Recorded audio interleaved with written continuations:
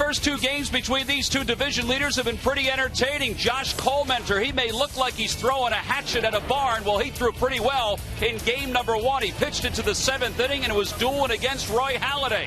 Halladay was fantastic through the first 8. In fact, he retired 12 in a row until the ninth inning when Lyle Overbay drilled this double to right center field that brought home 2, including the game-winning run, and Halladay, his third complete game loss of the year.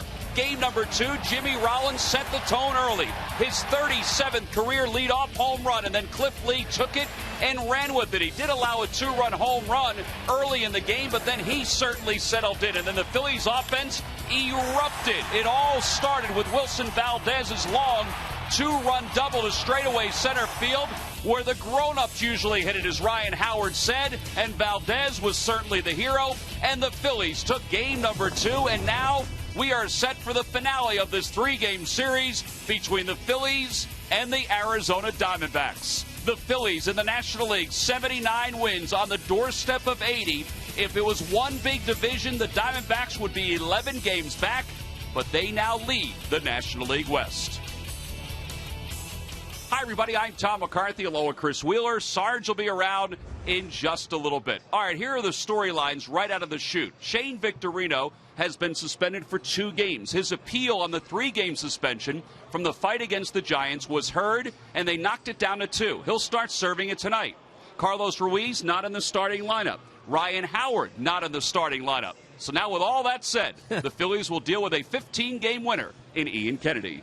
Yeah, it's a tough road tonight, no matter what happened. And some of those guys out of the lineup, as you mentioned, Tom. Ian Kennedy is a really good-looking young pitcher out of the University of Southern California. He shut the Phillies out in April this year out in Arizona. He has a real good breaking ball. He'll throw curveball, slider, and changeup, and has plenty of fastball, too, when he wants to do stuff like this, run it back over the plate. Victorino thought that pitch was probably a little bit inside, but then you can see he can go up the ladder a little bit, gets another strikeout on a fastball right there. This guy is for real, and he will be a problem for the Phillies tonight. This game, you really have to keep it close. In that game out in the desert, pitched a shutout, and he gave up 3 hits and struck out 12. Here's his background. He was a first-round pick of the New York Yankees. Did not work out with them. He missed most of 2009. He had an aneurysm in his shoulder. And then in a 3-way deal, he went to Arizona and really found himself. And in the last 2 seasons has been outstanding. He almost always throws at least 100 pitches, pitches 6, 7, 8 innings a game. He's a guy you have your hands full with, and the Phillies will really have to get after him here tonight. And, you know, Wheels, his pitching coach Charles Nagy said at the start of spring training, Ian Kennedy set the tone, and he hasn't lost that pace since the beginning of the season. So will be Ian Kennedy on the mound for the Arizona Diamondbacks, and he'll be opposed by Philly right-hander Vance Worley, who's coming off a rough start in which he said, hey, I'm human. It's his 15th start of the year. He comes in with an 8-1 record. Well, there was no doubt that Rollins' leadoff home run last night set the tone. 37th time in his big league career he did that. He's leading off again. The lineups in first pitch when we return.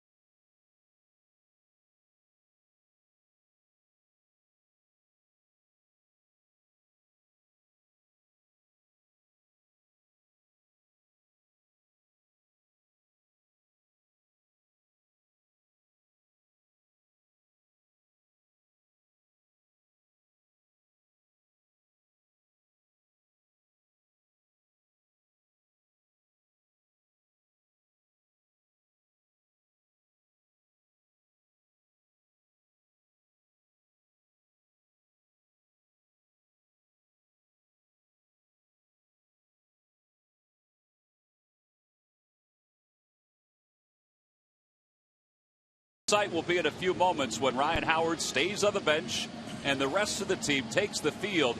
He doesn't sit out that often. Charlie Manuel said today that he will be available to pinch hit. It's a big weapon he can have off the bench. But Ryan, last night, we said that it looked like something was bothering him, and indeed something was. He said he termed it, he was having some kind of a cramp in his right hand. And it's still bothering him a little bit. He can hit if they need him to, but Charlie Manuel decided to give him tonight off, and the feeling is Ross Gload probably needs some at-bats as well, so he'll start at first base for the Phillies.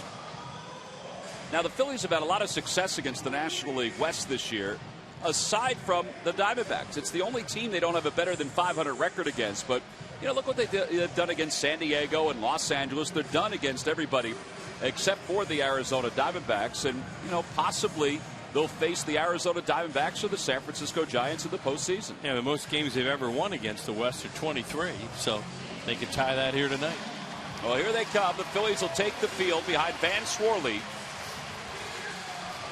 Let's take a look at the Diamondbacks starting lineup. It's brought to you by Xfinity, only from Comcast. Leading it off at shortstop, Willie Bloomquist. Ryan Roberts, the third baseman, bats second. Justin Upton hits third, followed by Miguel Montero. Chris Young is in the 5-hole tonight. Kelly Johnson makes his first start of this series. He's at second base. In the bottom third of Goldschmidt, Hara, and Ian Kennedy, who pitched a complete game against the Phillies the last time he faced them. And they'll face Phillies right-hander Van Swarley, who's coming off a tough start in which he termed it, "I got tagged, I'm human." So he's looking to bounce back. 7-0 in night games with a 1.60 earned run average, and Phillies have won his last 10 starts. Even that game where he got tagged, as Tom just said, they came back and won that game in Los Angeles.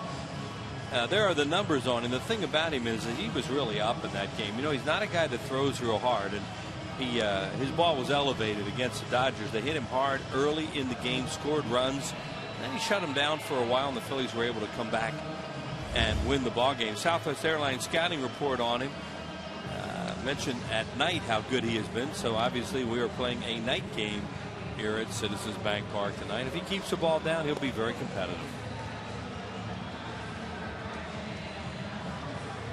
Time for our Nissan Keys to tonight's game. Beautiful night for baseball. Final game of this homestand. Well, Ian Kennedy, this guy really has a good idea how to pitch. He moves it around up and down, changes speeds.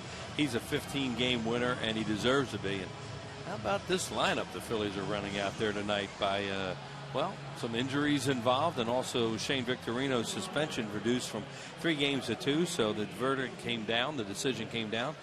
So we've got to start it tonight. So Victorino will be out tonight and tomorrow night against the Washington Nationals. Well, here we go, the final game of this regular season series between the Phillies and the Diamondbacks. Willie Bloomquist leads it off, 0 for 8 so far in the series. He has led off all 3 games, and here's the first pitch of the night.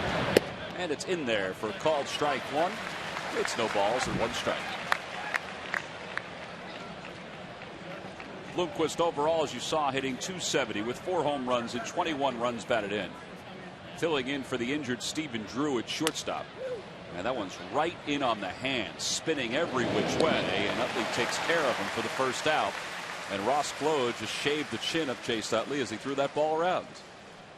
Yeah, Utley's not used to him over there. And Gload hasn't been out in the field for a while, to say the least. Started 5 games this year and hasn't been able to play all that much as Ross Gload because of that hip problem that he's had. Charlie had him in the office tonight, and I guess they talked it over whether or not he could go and play out there if he sat Ryan Howard, and that's what's happening. Ryan Howard is available to pinch hit. So is Carlos Ruiz. Brian Schneider was going to catch tonight anyway because Worley's on the mound, and he's basically settled in as Worley's catcher. The two have had a lot of success. Ruiz, of course, was not in last night's lineup because he took a foul ball off the groin in game 1. Yeah, they're a little short on the bench tonight. They only have 4 players without Victorino, but the guys that are on there evidently can be used. Right. And that's important. It would really be bad if they couldn't. A couple of them couldn't be used with a 4-man bench. Ryan Roberts takes strike 2. It's 0-2. There's Carlos Ruiz. Next to Placido Polanco, who is on the DL, and he's just a spectator, but continues to make progress, according to Polly. 0-2 the count to Roberts. Another one in on the hands. Right side, Chase Utley's over. And in shallow right field makes the catch. 2 outs. Paul's running well tonight. Not in the middle of the plate the way it was in that game at Dodger Stadium last week. A lot of movement on his fastball. And as a result, as Tom's described, there's been a couple jammers to start this game to right-handed hitters. Oh, with 2 outs, it brings Justin Upton to the plate. Upton is 3 for 19 this year against the Phillies, including 1 for 8 in this series. Phillies have gotten him 4 times on strikeouts in the series. And he swings at the first pitch. Lazy fly ball to right. Hunter Pence is there. 6 pitches, 6 strikes, 3 outs for Vance Worley. Pretty good way to get this thing underway. So Ian Kennedy will take the mound. It's scoreless as we go to the bottom of the first.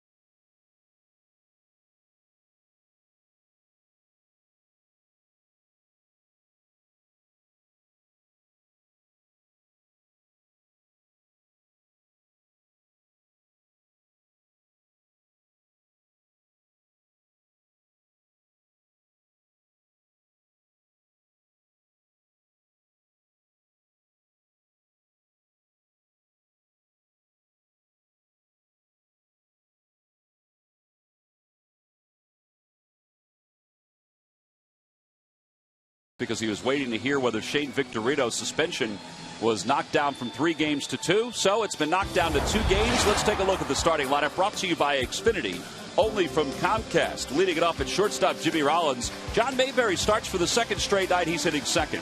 Chase Utley hits 3rd, followed by Hunter Pence, who's the cleanup batter. Raul Ibanez is in left field batting 5th. Ross Glode hits 6th. Ryan Schneider does the catching. He'll bat 7th. Wilson Valdez hits 8th. And batting 9th at pitching is Vance Worley, of course. And they'll face 26-year-old right-hander Ian Kennedy, who's tied with Roy Halladay for the league lead in victories with 15. You know, it's hard to pick out any negatives with this guy. Look at his walk, strikeouts, hits per innings pitched by plenty. And we'll just see how he throws here tonight. But he has the ability to throw a lot of different pitches at any time and in real good spots. Well, Jimmy Rollins will lead it off, and the first pitch to Rollins lifted foul and out of play.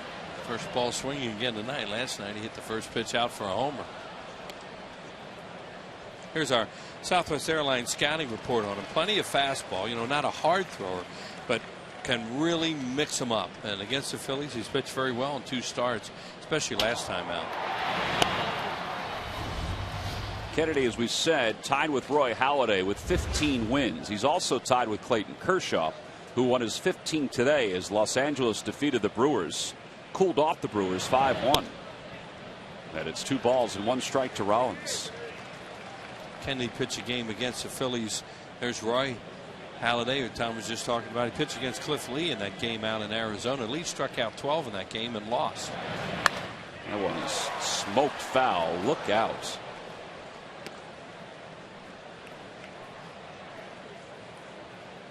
Let's take a look at our Mazda League leaders. We're talking about wins leaders so far in the National League.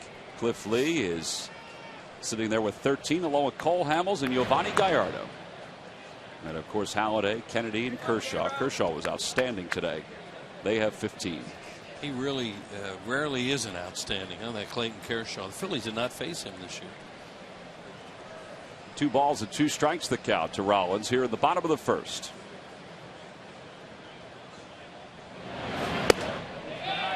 They appeal. No swing, says Marty Foster, who's over at 3rd. I think they're giving him a tough at bat here.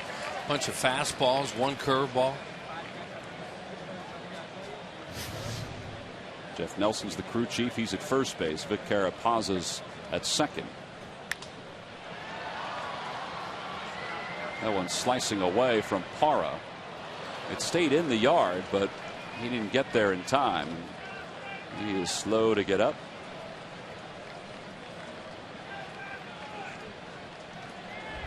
Parra making a heck of an effort on this. Goes into a slide, but a little bit late. He's really lucky he didn't hurt his ankle. A lot of times you'll see the outfielder go into a slide a little quicker than that to try to protect himself. Carlos Gonzalez of the Rockies made a play like that in right field last night for Colorado. Rollins fouls another one back. Good job. 8 pitches so far. At least a 9-pitch at bat to start the game. You're dealing with a guy out there. 22 straight games he's thrown 100 or more pitches. In Ian Kennedy. The Lucky McDonald's Phillies home run jackpot contestant is Irvin Messner of New Holland, PA. If the Phillies hit a home run in tonight's ball game, and unlike last night, Rollins does not do it here in the first, and Irvin will win $100. Remember we said about Ian Kennedy will throw any pitch at any time. 9th pitch throws his first changeup after all those fastballs and really fooled Jimmy Rollins, and you can understand why you would be really fooled with a 3-2 changeup on the 9th pitch of the first at bat of the game. Now one away, and here's John Mayberry. Rounds up. Man, I gave him a good at bat, but that was a nasty pitch. Reminiscent of Rollins at bat against Chad Billingsley in the final game of that road trip last week when he saw a dozen pitches and was retired, and Phillies wound up falling behind and then wound up winning in a game that Vance Worley pitched, and Billingsley didn't last that long. Ground ball to shortstop. Big hop for Bloomquist. And there are 2 outs here in the first. Going to keep this game close here tonight. Philly's well aware of that. You know, Kennedy is not a guy that many teams hit hard. He had one bad game against the Cardinals early this year and he threw 69 pitches. Other than that, every game he started this year, he's thrown 100 or more. He's been very good since the All-Star break. He's 6-0 with an earned run average of 2.14 since the break.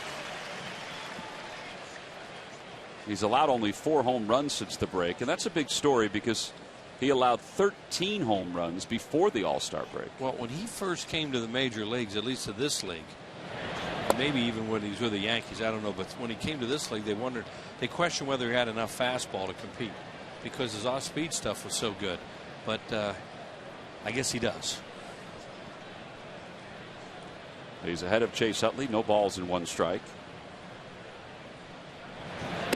Chase is 5 for 18 on this homestand and 3 for 9 against the Diamondbacks.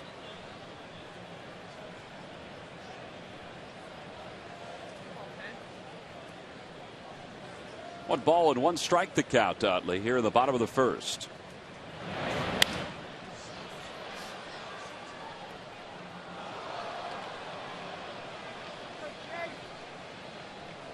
Chase has been hot lately here at Citizens Bank Park. .311 in his last 27 games here at home. Also in that process, he hit his 100th career home run here at Citizens Bank Park. And a called strike 3. Takes a fastball at the knees. Second strikeout of the inning for Ian Kennedy. So he throws a 1-2-3 frame. Vance Worley will go back to work when we return here in the second.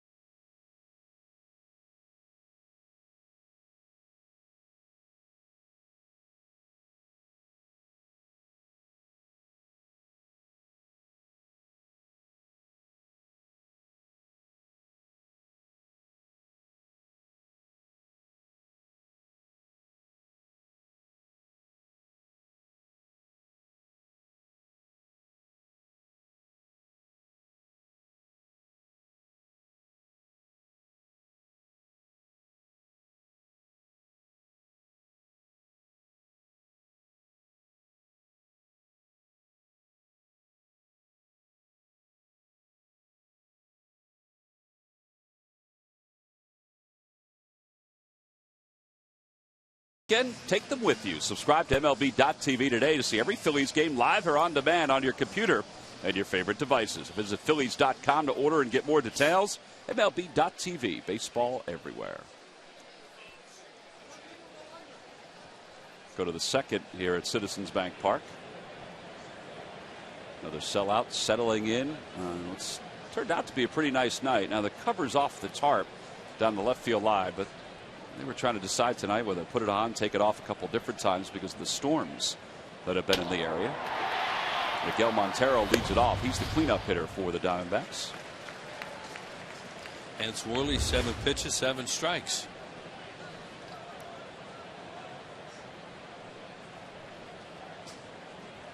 These guys seeing Worley for the first time. That's good. He's down tonight with a lot of pitches, and you know, if he can stay down there and start to mix in his other stuff, that's when he's really effective. He like most pitchers cannot live up in the zone. Here's the 0-2 to Montero. In the air to right field. Playable for Hunter Pence. And there's one away here in the second. Again, that ball was in on the hands of Montero. And another strike. Powerade Ion 4. Focus, hustle, hydrate, and believe. These dog days of August, it's very important to hydrate. It's not going to get any cooler as we go to the final couple weeks of this month. Chris Young will be the hitter. But it just seems like the calendar knows when it's September, it gets cooler. Young takes strike 1. It's 0-1. All right. That's 10 pitches now. 10 strikes. I think what was it earlier this year? Halladay had 18 pitches, 18 strikes to start the game. I think he's thrown 1 breaking ball, and that was the pitch that he got Montero out on. What's wrong with him? How can he? Did he go? No, he did not. It was a ball. Come on, let's go. It's close though, but he didn't go. Pretty good pitch. He's around the zone with good pitches right now. There's another strike, and it's 1-2. I remember when Halladay did throw 18 consecutive strikes. Lee threw 17 consecutive strikes in the game. And you kind of thought at the time that that was really impressive. And as it turned out, it was. It hadn't been done in quite some time. Here's the 1-2 pitch to Young. Did he go that time? Yes, he did, says the whole plate umpire, Bill Welke. There's a breaking ball, and there's 2 outs here in the second. That's a really good breaking ball he threw him there, too. Threw a fastball away, throws a hard slider, no way he can hold up that time. Here it is again. See Brian Schneider setting up away. Good spot with 2 strikes. That'll bring Kelly Johnson to the plate. You want to strike out, you're going to call on Kelly Johnson a lot of times this year. It's amazing that this guy, who has struck out a lot in his career, has 127 strikeouts. I think it's amazing that Drew Stubbs leads the National League with 160. And it's Stubbs and Johnson who bookend Ryan Howard and Mike Stanton. And of course, they had the strikeout king for the last few years to the Arizona Diamondbacks, and Mark Reynolds, who's now with Baltimore. Well, there you have it. 2-0 the count to Johnson, who's been battling a sore calf. And he takes a strike. It's 2-1. He has serious pop, though. That's the thing about him. He can hurt you. And he can hit the ball out to left and left center. Broke in with the Atlanta Braves as an outfielder, and then they finally turned him into a second baseman. There's an off-speed pitch hit foul, and it's 2 balls and 2 strikes. Johnson, even with all the strikeouts, I guess you could say this about Ryan Howard and Mike Stanton, he has 18 home runs. A lot of doubles, too.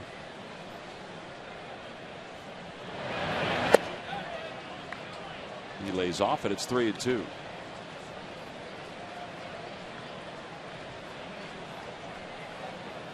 There's Paul Goldschmidt. Any chance to play tonight against a right-hander? Toward the upper deck with that 3-2 pitch. There's 2 left-handed hitters on the bench tonight in Burrows and Overbay. Against the right-hander Worley, the starter. Overbay not starting. Goldschmidt is. Snyder's going to set up inside the 3-2. And a called strike three. It came back with a two-seamer right on the inside part of the plate. Back-to-back strikeouts for Worley. He has 2 in the game. 6 up, 6 down. We've played an inning and a half here in South Philadelphia. It's the Arizona Diamondbacks nothing and the Phillies nothing.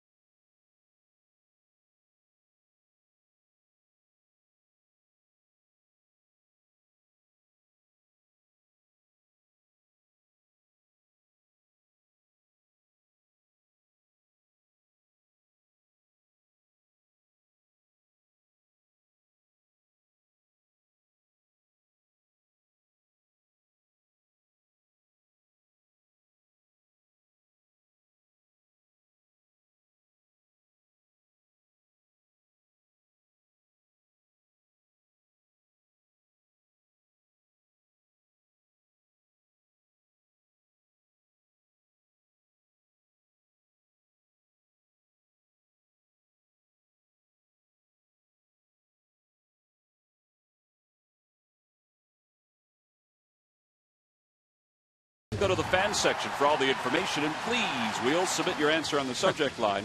The question is, what athletics pitcher did Dodger Kirk Gibson hit his memorable 1988 World Series home run off? You're smiling, and I would assume you know the answer. I got to guess. Bottom of the second, Hunter Pence takes a strike.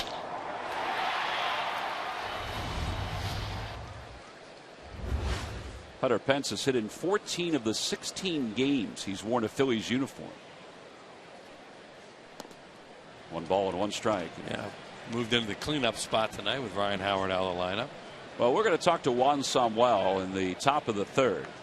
And Juan, next to Cody Ransom, had the best view of what Hunter Pence did last night when he slid into 3rd, popped up, and scored on a base hit by John Mayberry. Pence said after the game, I thought the shortstop fielded that ball. Well, I'm glad he didn't know what was going on either, because we just sure did. On the outside corner, 2-2. I'll tell you what, though, he scored, so it wasn't as big of a deal, but he was funny after the game when he was talking about it. And even today, he said, well, I'm glad I did it because it made us all laugh. Yeah, it was funny, especially since he scored. Little nubber, and that's a foul ball. Well, Montero thought he'd gotten that in fair territory. Oh, here you go. This is last night. John Mayberry singles to up the middle, and Pence going hard into 3rd. He didn't need to go hard into 3rd. That was different. With a slide. That was very different. Just like he is. Pence said today, I saw an interview with him, and he said it showed how athletic he is. He's down looking on strikes. 3rd strikeout for Kennedy. 1 away here in the 2nd. On the Toyota Major League scoreboard, the Dodgers behind Clayton Kershaw defeated the Brewers 5-1. Milwaukee had won 19 of 21. But Clayton Kershaw handled them with today's ball game. The Brewers are 6.5 games up in the Central. And that led Nyjer Morgan to say yesterday, you got to take each day as it comes and try to catch the Phillies. That's our goal. As Ibanez is the batter, he said, since we have nobody to really chase in our division, let's go chase Philly. Boy, I'll tell you what, you talk about tempting the baseball gods with a comment like that. Not the thing about chasing the Phillies, the other thing. That there's nobody left to chase in this division? Sure, the Cardinals, you know, whether or not they can catch them or not, they can. And that would be one of those things you look at and say, really, Nigel? But that guy's known for saying some strange things. You can't blame a guy for saying it, but you say those kind of things, and I just think it's better to go through life without drawing attention to yourself. And I'm probably wrong in today's world, but sleeping dogs lie. Well, if you've watched any of the Brewers games this year, any of the highlights or post-game interviews, Nigel Morgan's certainly drawn some attention to himself. He does it on the field too. Yeah, he's had a good year. Hey, if you can play to it, fine. Ibanez to center field. That's pretty well hit. Young on the run. It is off the wall. Young plays it well. Ibanez stops at second. It's a one-out double. Yeah, he hit it out to the inside of the park. Home run spot in this ballpark, but as Tom said, Young played it like he was Shane Victorino then. And Shane's so used to playing them out there, and he knew he couldn't catch it, so he just drifted away from the wall to play the rebound. Ball had a chance when he hit it, carrying pretty well, but he hit it the big part of the ballpark. Now, see Young, he does a nice job as he starts to drift right here. He sees the ball's just going to hit up in here, and he started to drift, and now it comes right to him. Nice job by Young, and Raul nailed that thing. Well, now he's in scoring position for Ross Glow. 2 for his last 20, making his 6th start of the year.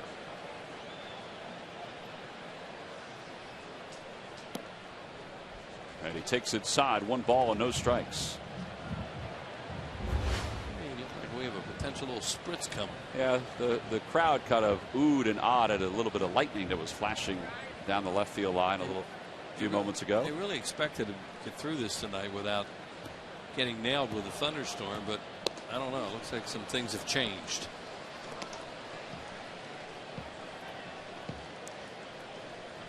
Glow this year as a pinch hitter, 14 for 58. As you take a look over the first base side of the stadium. Yeah. Kind of dark there too. Where it's coming from, if in fact we get it, is from the third base side, from the west. Be nice if Ross Glow could get some at bats here tonight, have some production. You know, it's really tough to pinch hit when you're not playing, and they haven't been able to play him because of his hip injury.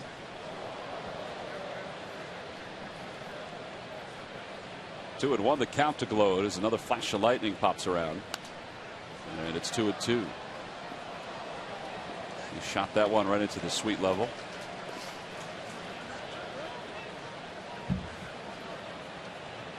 Glow does not have a home run this year. He has 4 doubles. Those are his 4 extra base hits.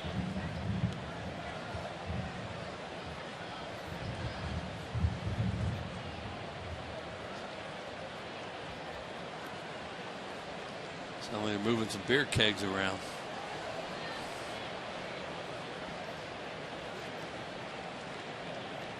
Two the count. It was an off-speed pitch that he pulled foul.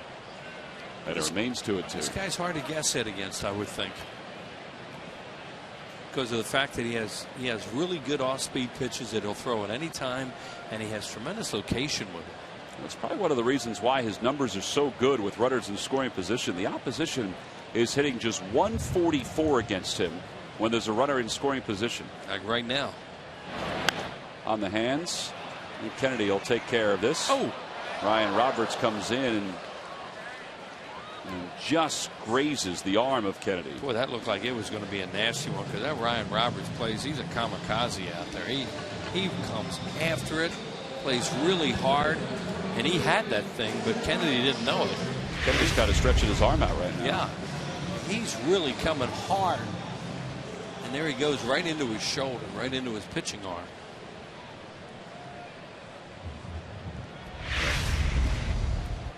Ball was not hit high enough, I don't think anyway, for the pitcher to defer. I think he felt like he had to get it. Right. Brian Schneider's now the hitter. He had a hit last night in an RBI. He knew his third baseman was back with 2 strikes and a runner at third, you know, kind of even with the bagger behind it. And, you know, it wasn't, as you said, wasn't hit high, and it wasn't hit that far either. Schneider hitting 185, picked up his 8th RBI of the year last night, starting in back-to-back ball games. And it's 2 balls and no strikes.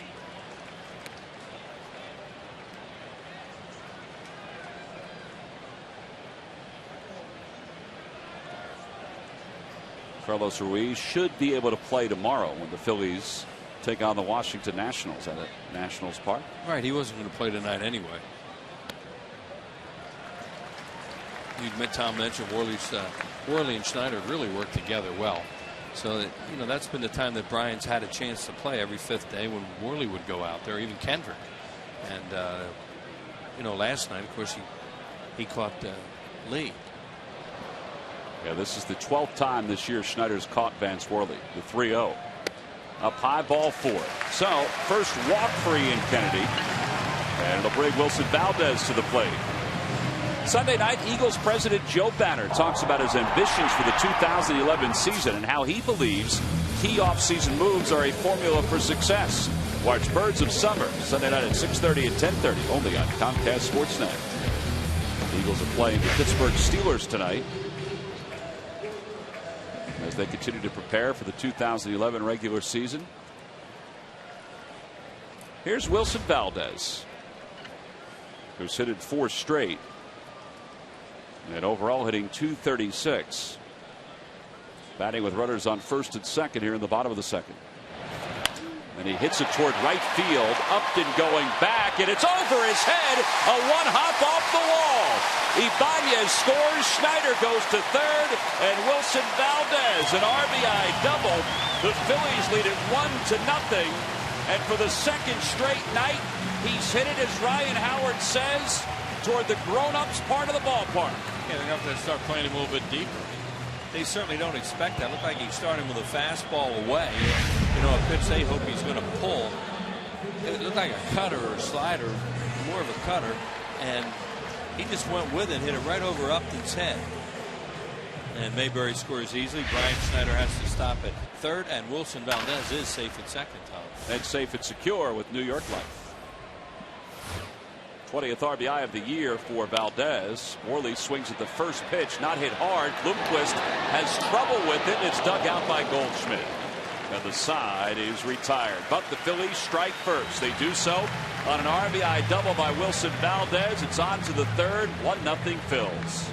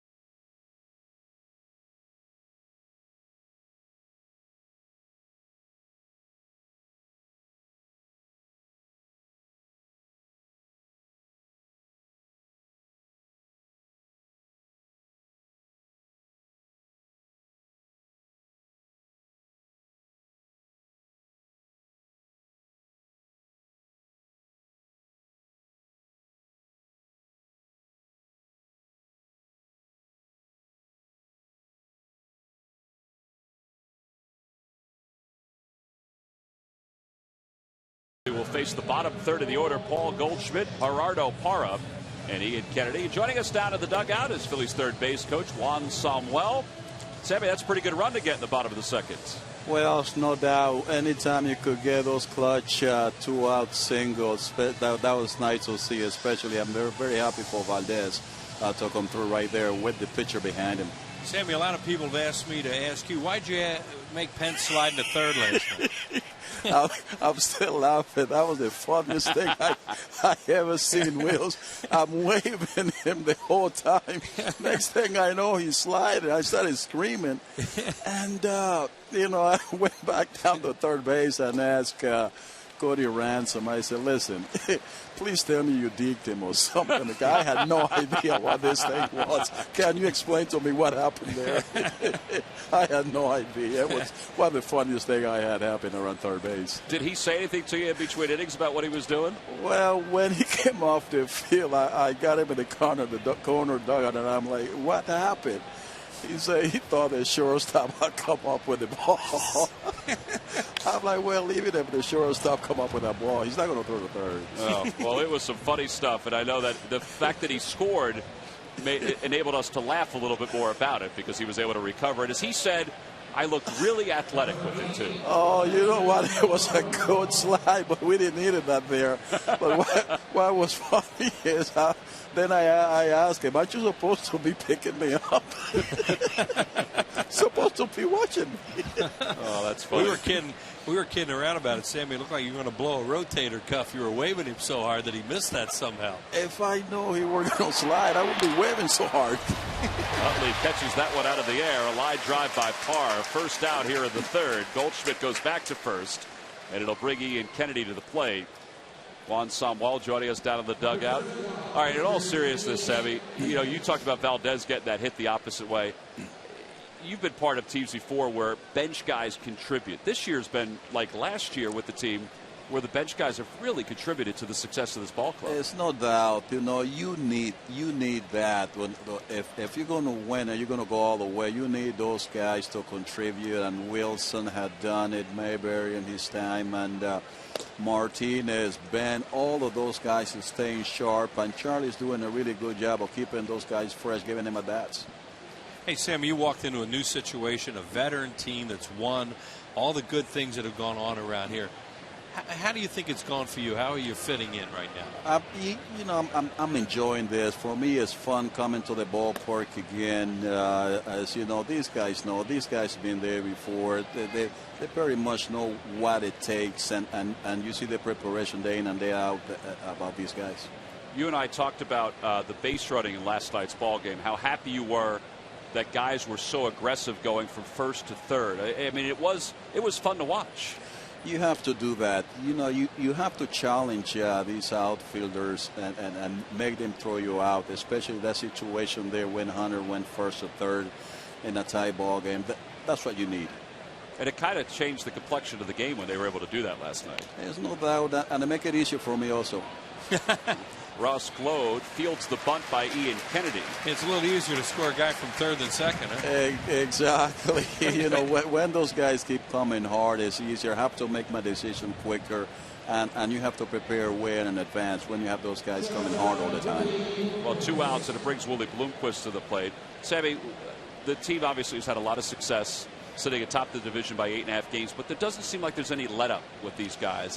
Have you noticed that too? I noticed that. These guys, you don't hear them talk about the lead that we have. They come in every day. They know they have to. The expectation is so high that we need to win that particular day. The mentality going into it is that way. And you don't see these guys going up and down emotionally. They just come out here and try to take care of business every day. Hey, did it help you a little bit that you had coached third in this ballpark before in another uniform? Yes. Obviously, I had here, other people saying the dimensions around here. But, I've been here with the Orioles coaching, and coming in what needs to be done. All right, last question. This past weekend was alumni weekend here at the ballpark. Was it nice to catch up with some of your old buddies? Yes, no doubt. It was always nice to see Ruben Sr., who signed me out of the Dominican Republic, and Tony Taylor, who I consider as my dad in baseball. And just to see all those guys come back, bring good memories back. I said last question as Worley takes that one off his leg, and he's done that often. He flips underhand in time. That'll end the inning. Sammy, we appreciate it as always, bud. Thank you very much, guys. Nice talking to you guys. All right, Juan Samuel, our guest here in the top of the third. That may have gotten a piece of Vance Worley's hand. He'll go off with the Phillies up 1-0.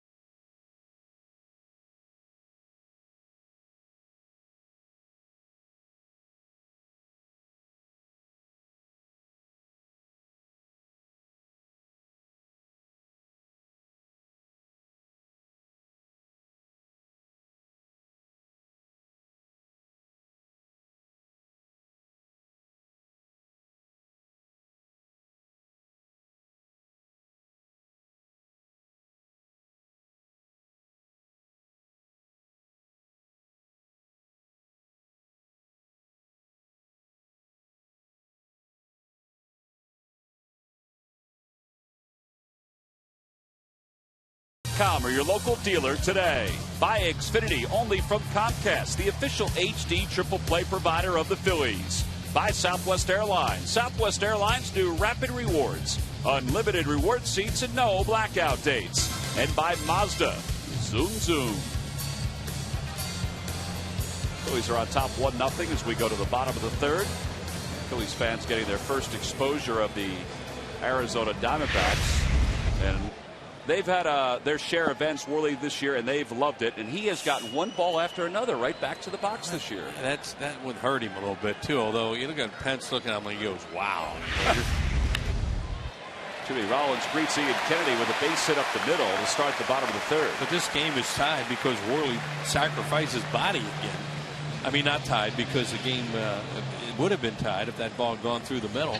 And it sure looked like it was going to go through. Third hit of the night for the Phils. If he pitches away a little bit, you know, when you pitch away, the odds are the ball's going to come back into the middle once in a while.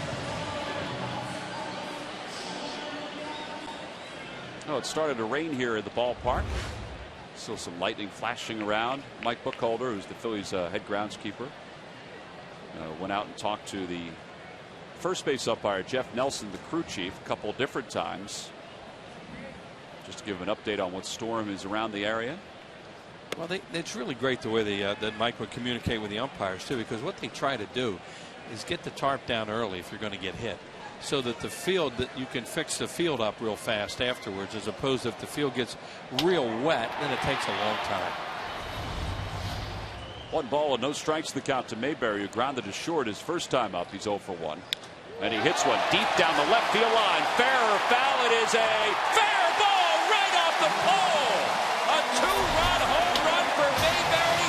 He has reached double digits in homers this year, and the Phillies take a 3-0 lead.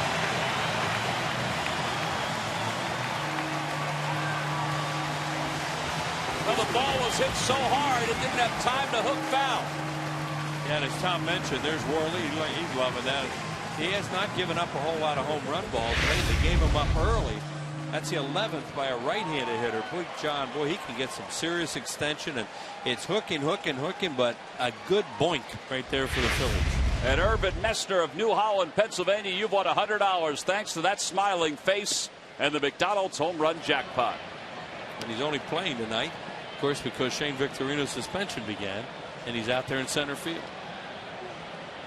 10 home runs for John Mayberry. Hasn't even played a full year here in the big leagues. Charlie, will you ask him about Mayberry tonight on his radio show? And his eyes light up a little bit when he talks about Mayberry, because he's a kid that he liked, but he thought he had a long way to go as a major league player. And you know, he does use Jason Worth's name a lot of times when he talks about him. Now there's a long way to go before he would be Jason Worth, but he says he sees a lot of the same things in him. You know, athleticism, power, trying to get better as a hitter, and he has really improved in a year. Think about 2008 when Worth basically stole the job. I shouldn't say stole the job, won the job over Jeff Jenkins in right field and became a pivotal part of the Phillies World Championship. Well, Charlie's one of those guys that always says, you know, you want to hit your way onto my team, feel free. 1-2 the count to Utley. 2-2.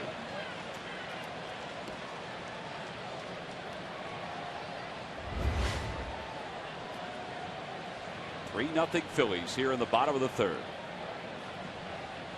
Well, Ian Kennedy and not giving up a whole lot of runs. Get 3 off him this quick. That's sweet.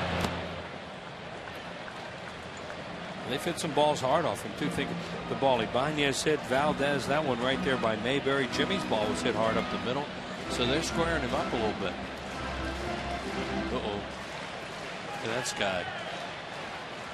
Perfect landscaping photo there. Pretty, yeah, paint a portrait of that, huh? Ground ball up the first base line. Goldschmidt flipped it late and Utley beat it. Goldschmidt's got to realize that Chase Utley doesn't pull the foot off the pedal for anyone. He took his time. Kennedy, I don't know if he was late getting over or was indecisive in getting over, but Utley just flat out beat him to the bag. I think he could have let him. As you said, it seemed like he took his time a little bit.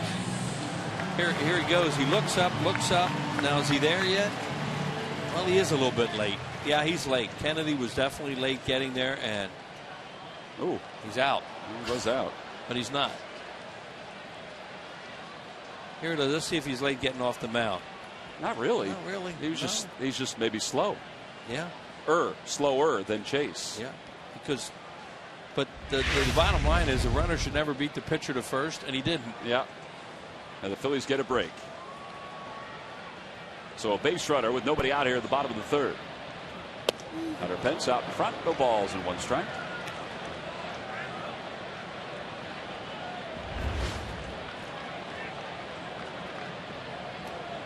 Pence went down looking his first time up.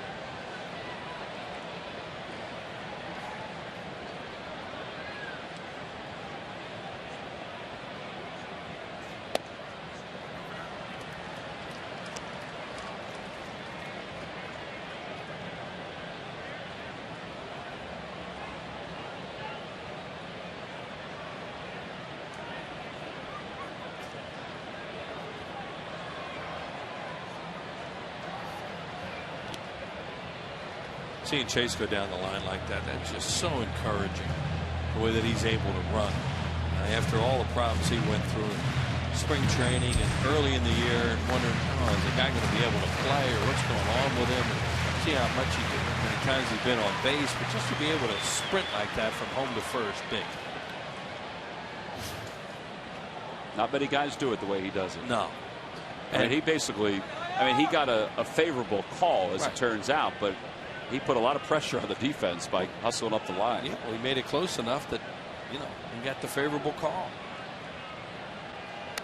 Well, he takes some hacks. 1-2 the count to Pence. Getting on himself a little bit there, because that ball might have hit him if he hadn't swung at it.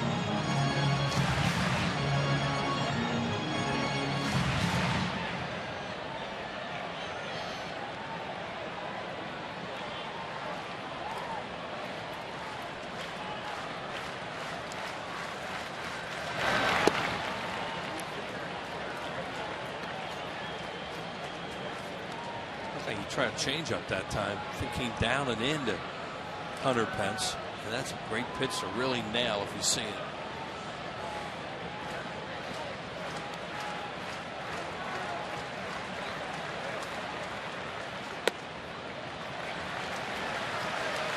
To the count. Well, Kennedy had a very easy first inning, got the first out of the second, but since that time he's kind of had trouble with his command. Now threw another changeup. This is a great time to run, in my opinion, because he throws something off speed, it's harder to throw him out, and if Pence gets a fastball, you might get a first and third out of this.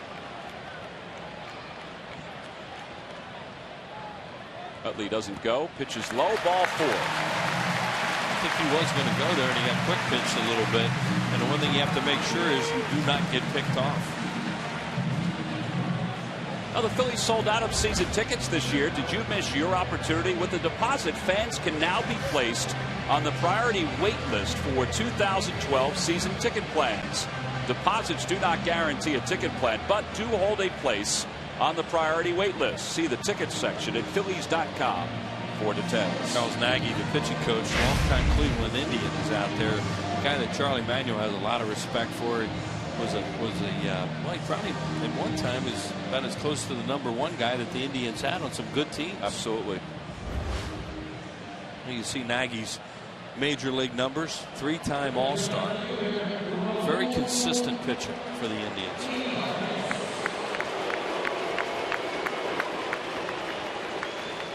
Well, here's Ibanez. He basically started all of this against Ian Kennedy with his double to center field.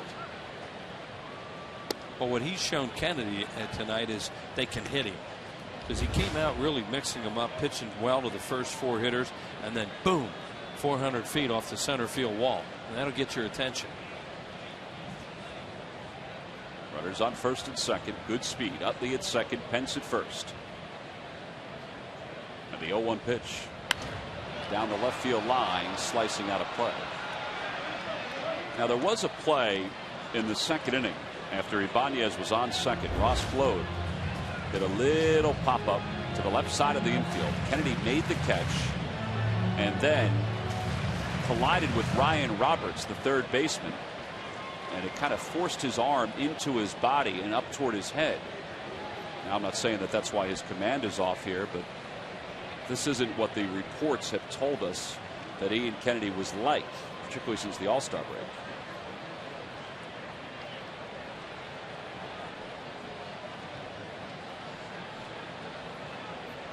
Yeah, he's a 15-game winner for a reason. You look at his numbers, and he's not lucky.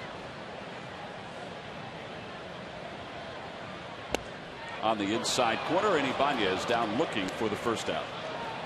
Fourth strikeout for Kennedy. He ran that baby back a little bit. Yeah, that's what a weapon that is. And it just froze Raul Ibanez.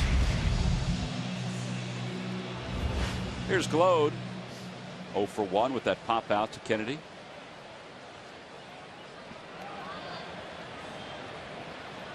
And nighttime has descended in part of the city right now. In other parts, it's still light.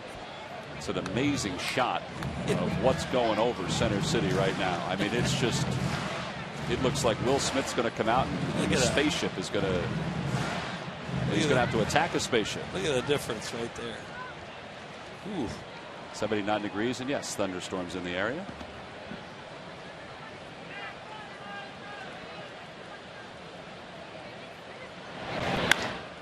To left field. ARA ventures back a step from the track, makes the catch, and Utley draws the throw. 2 away. So Utley's on second, Pence is on first, Brian Schneider's the hitter.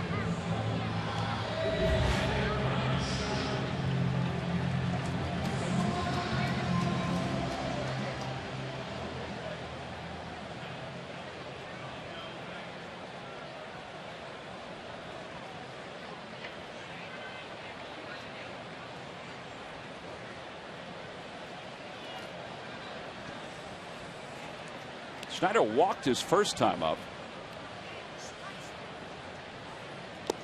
One of 2 walks issued by Kennedy in the game. Parr and Young are really shallow in the outfield. You have 2 real good base runners right now. If Brian Schneider can find a gap a little bit deeper in right field is Upton.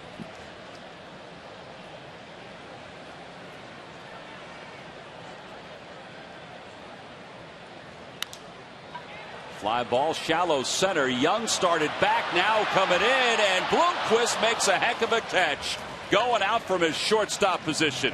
And in reality, he was the only one who could eventually make the play. So the Phillies do get 2 on a home run and a bullet by John Mayberry, a 2-run shot, his 10th of the year. We're through the first 3, and the Phillies lead it by 3.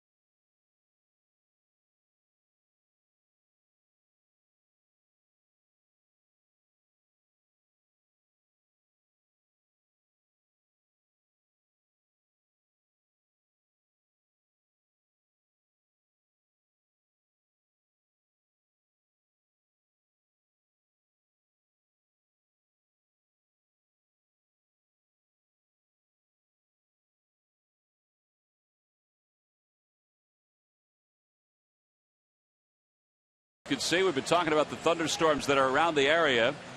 And as we go to the top of the fourth, we are going to be in a delay. How long, we're not sure.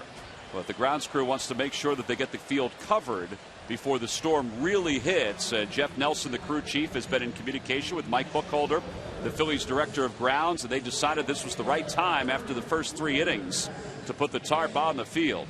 Phillies lead it 3-0.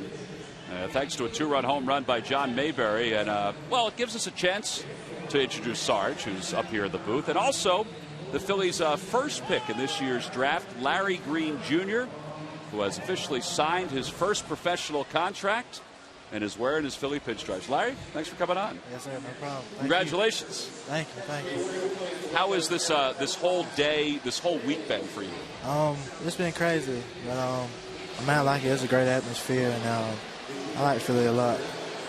Well, you're going to like it even more. I understand you're going to be going out to the Gulf League and starting there for about a week or so. You excited about it? Yes, sir. I'm excited. I'm ready to go. I've been ready since I got drafted, actually. So. Oh, okay.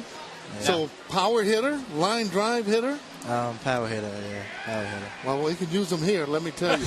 Sarge, how about 33 home runs his last 2 years in high school? Wow, that's pretty good. Yeah. And showing that he is a good athlete because, again, he did play football. Understand that you're a linebacker, too, so that would tell you that he has some pretty good speed. Take a look at his numbers right there.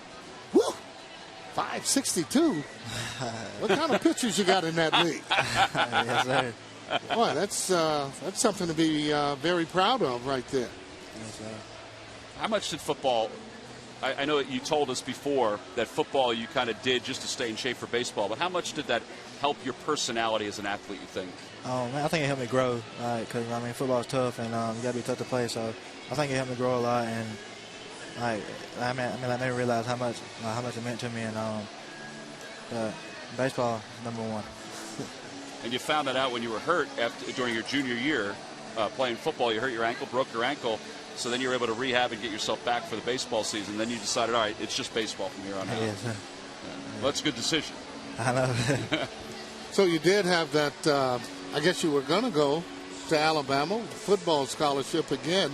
You're going to Alabama on a scholarship. For whatever reason, you got to be a good athlete. So that's, again, something to be very, very proud of. Yes, sir, I'm proud of it. Larry, obviously, the future is upon you. I mean, you have so much ahead of you as far as an athlete goes. What are you looking forward to the most when you get down to Clearwater and get started again? I'm just looking to getting started. I'm looking forward to like working hard, getting back into baseball shape and game shape, and just working out real hard and getting back into it. Well, we're hoping that you're up here very soon. So work hard, and we'll see you in a few years. All right, I will. All right. Larry, always a pleasure. Yes, sir. Good luck to you. Thank you. All right, Larry Green, who was the Phillies' first pick this year, the 39th overall, getting set to go to Clearwater tomorrow. The tarp is on the field. The storm is upon us. The Phillies lead it 3-0 here in the top of the fourth. Grounds crew did a great job getting the tarp on the field before the rain really hit. And it was a good decision by the umpires because it looks like the storm is coming pretty quick. So we are in a delay here at the top of the fourth. Phillies lead it 3-0 over the Arizona Diamondbacks. While we sit here and watch the rain, you at home will get a chance to sit back and enjoy Phillies Clubhouse.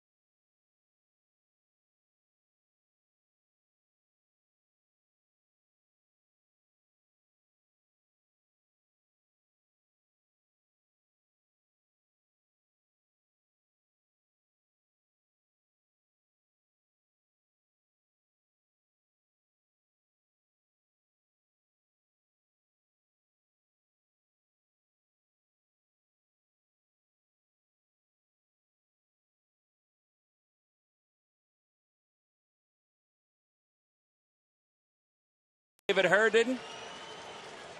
All right, Amy, thank you very much. The Phillies have taken the field. We are about ready to resume baseball after more than a 2-hour rain delay. There are the new participants. David Herndon to the right, Micah Owings to the left. He'll be in the ball game for the Arizona Diamondbacks. So finally, we start the top of the fourth, and the first pitch from Herndon drops in for strike one.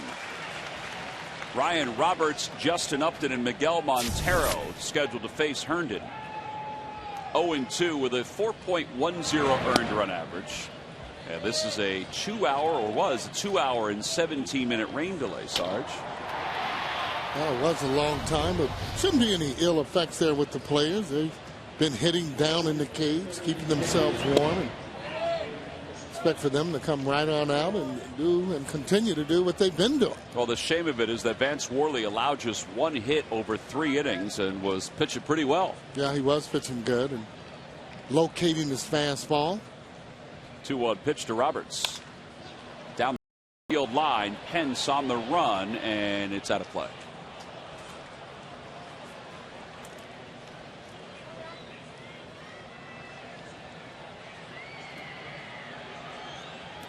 Phillies will look to get a couple innings out of David Herndon. He is essentially the long man because Kyle Kendrick is scheduled to start this weekend against the Washington Nationals. Roberts popped out to Utley his first time out. And it's inside, 3 balls and 2 strikes. Well, that's the one thing he's going to want to do in Herndon, making sure he comes in, throws strikes, no free passes.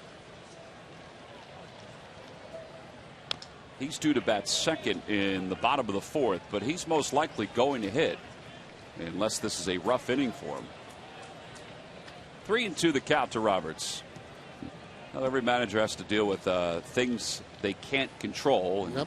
The biggest thing they can't control, the weather.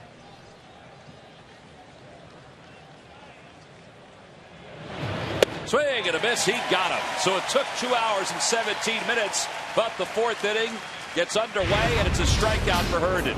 Time now for a Coors Light freeze cam. Well, this storm was rather impressive. So were the flashes of lightning around the ballpark before the rain came, and then the tarp got on the field.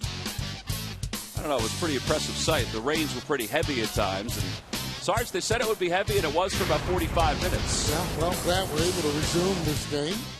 Here's your Coors Light freeze cam. Here's Justin Upton. I say it was heavy for about 45 minutes, but then it was constant for the rest of the delay. Upton way back at the top of the first, a little after 7 o'clock, flied out to right to finish up the inning against Worley. Pretty good breaking pitch, and it's 1 ball and 1 strike. He's got a good arm, just needs to really throw more strikes. He's been doing that, though, as of late. And anytime you have a lead and a rain delay, any of the pitchers would want to come in. Another good pitch. Maybe cherry pick a win. Well, yeah, that's wrong. They'd like maybe a few more rounds than 3, but yes, you get a lot of hands raised up when you say who wants to come in and pitch to get to 5-6 innings or so. And this wasn't difficult for Herndon because he just basically walked out about a half hour ago with Mick Billmeyer and Jesus Tiamo, started stretching and started tossing just like he would if he was coming in during a game. Upton hits it to third, to his left Valdez, and look at that arm. 2 outs.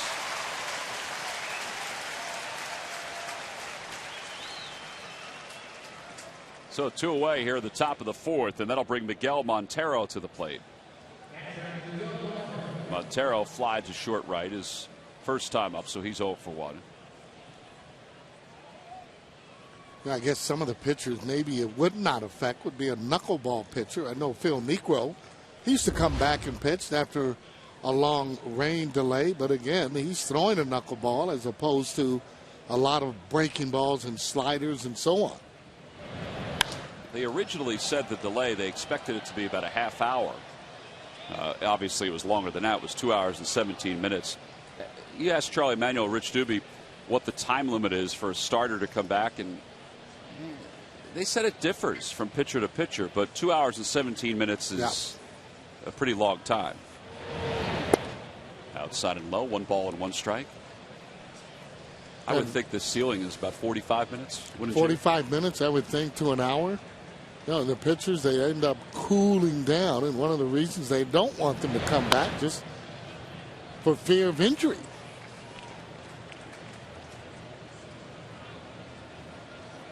Worley's not only cooled down, it looks like he's gotten a different undershirt on. He's in his let's watch the game mode. Yeah. And he had something to kind of prove this game, too, especially after that last start. A little bit shaky. Line drive over the glove of Glow down toward the corner in right. Pence gets to it quickly. Montero, though, on his way to second, and he'll get there with a 2-out double.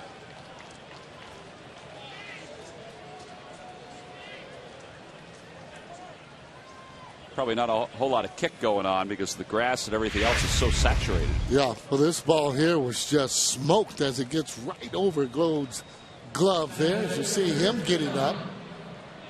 See how good, too, though, that field is drained. Usually always in the outfield, though, you'll find different puddles. Infield looks great. So Montero is 26th 2-base hit of the year. And here's Chris Young with 2 outs.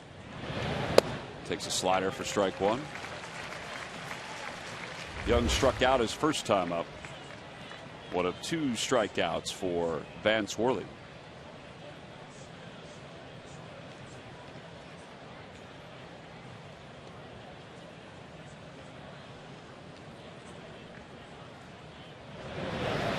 Ground ball towards shortstop. Rollins to his left in a few steps, and the side is retired. So nice job by Herndon to come in, quiet things down here in the 4th. He leaves a runner in scoring position. We go to the bottom of the 4th here in Philadelphia.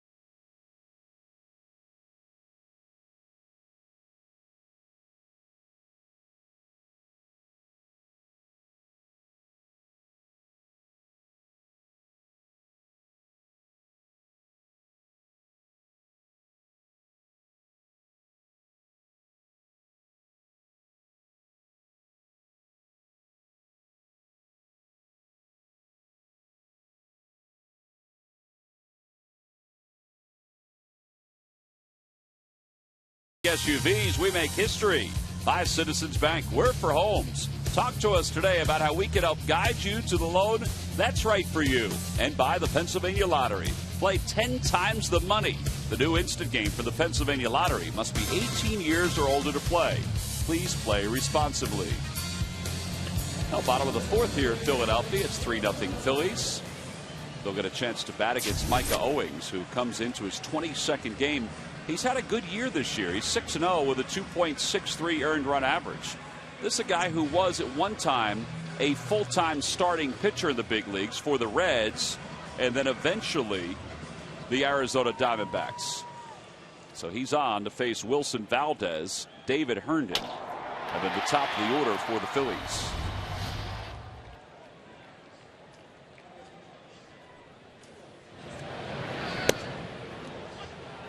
Owings has made 4 starts this year.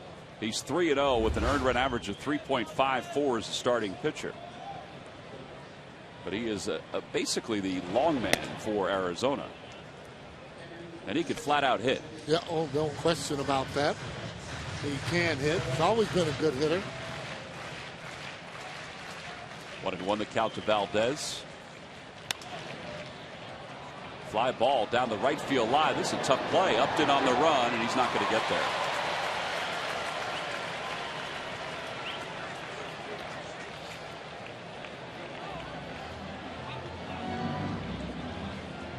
Upton might need a new pair of pants after that one. Yeah, well, he's got a good.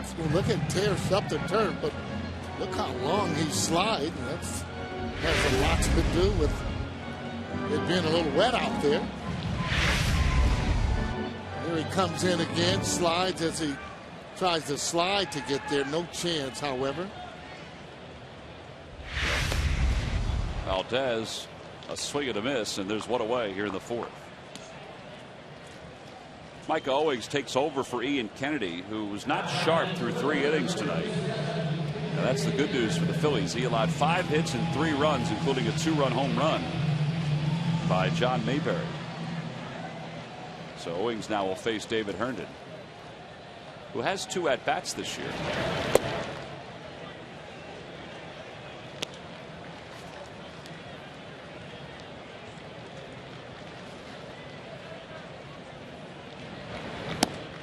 Starters get a chance to take batting practice each day. Starting pitchers. Relievers, not so much. Yeah, I don't think most relievers even want to go up to grab a bat. Herndon, 3 pitches, and it's the second strikeout for Owings. So 2 outs, and the top of the order is 2 up.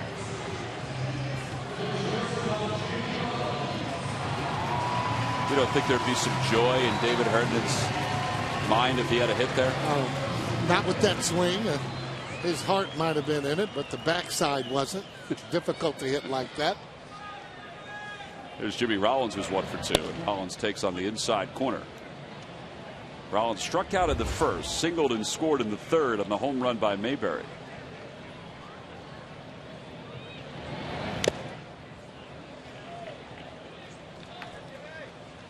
Owings has come out throwing strikes here in the fourth. Now that pitch there, 87, that's usually a pitch, though, J-Ro would be able to handle.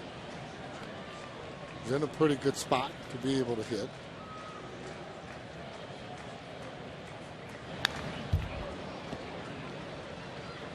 Same idea there.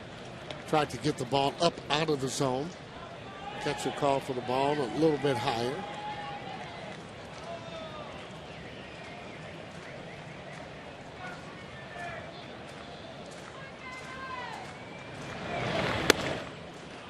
Wanted 2 the count to Rollins. Braves have already won their ball game as Herndon catching his breath after those 3 swings. Rollins pops it up shallow right. Kelly Johnson, the second baseman, splashes his way to a spot, and the side is retired. Phillies go down in order in their half of the fourth. So we've completed 4. Finally, we go to the 5th. It's 3-0. Phillies on top.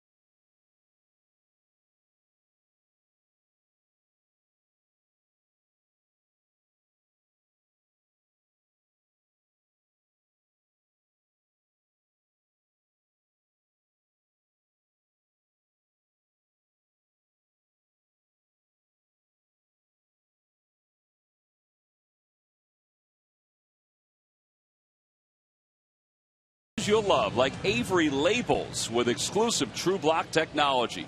Who but WB Mason? On to the 5th here at Citizens Bank Park. Kelly Johnson, Paul Goldschmidt, Gerardo Parra. 6, 7, and 8 for the Diamondbacks. And Johnson lifts the first one fouled on the left field line and out of play. Kelly Johnson went down looking on strikes his first time up, 0 for 1. That was back in the second. Vance Worley retired the first 6 batters that he faced. Well, this guy's a better hitter than that 209 average. Power number's not too bad. Good pitch. Does it surprise you that he has struck out as many times as he has? Unbelievable. That is way too many times to strike out. One of the reasons he's not hitting for that high average. Number foul, and it remains no balls and 2 strikes.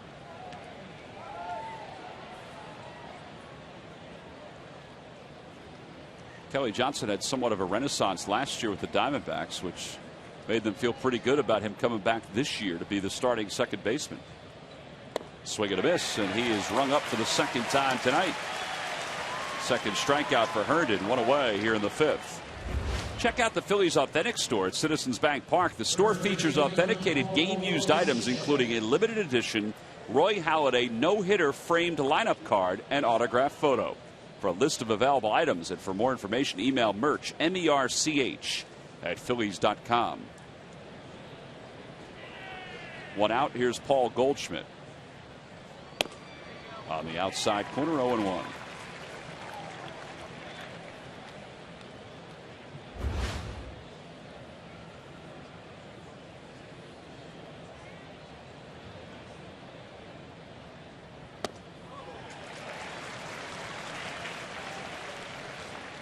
Well, if the key is to throw strikes, that's what Herndon's doing. Well, quality strikes. He's been doing that. His sinker, he's had a good sinker. Able to throw that slider when he wants so far. Outside with a fastball at 92. It's 1-2. Well, when you're throwing early strikes, though, you take a lot of pressure off yourself where you just don't have to make a perfect pitch.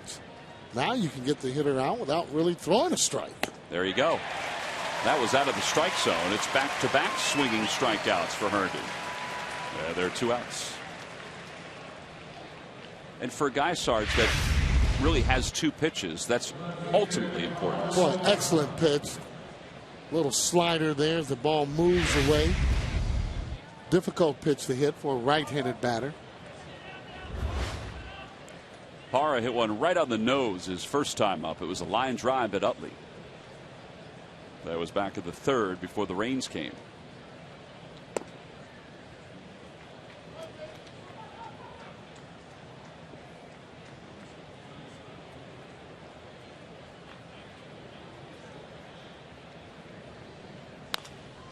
One ball and 1 strike to count. Were there any players that did odd things during rain delays that you sat there and said, what is he doing? No, most of the time when we had rain delays, it was bringing out the cards and making sure the coffee pot was on.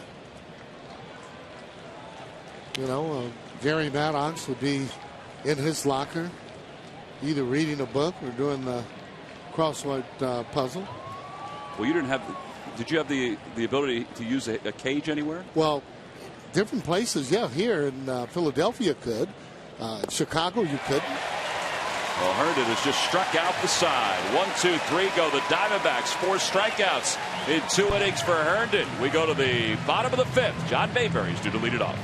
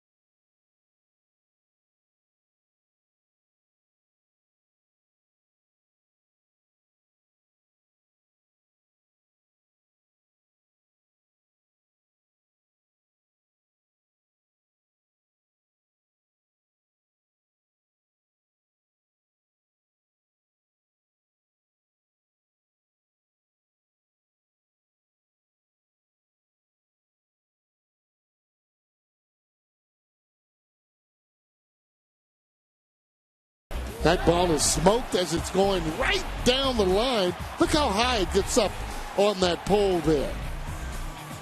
Oh boy, that's your Coors Light cold hard blast, and he blasted that ball. Pretty impressive that he's reached 10 home runs in limited at-bats. He's making a strong point to be able to get in that lineup on a daily basis. May not happen this year, but sooner or later it is going to.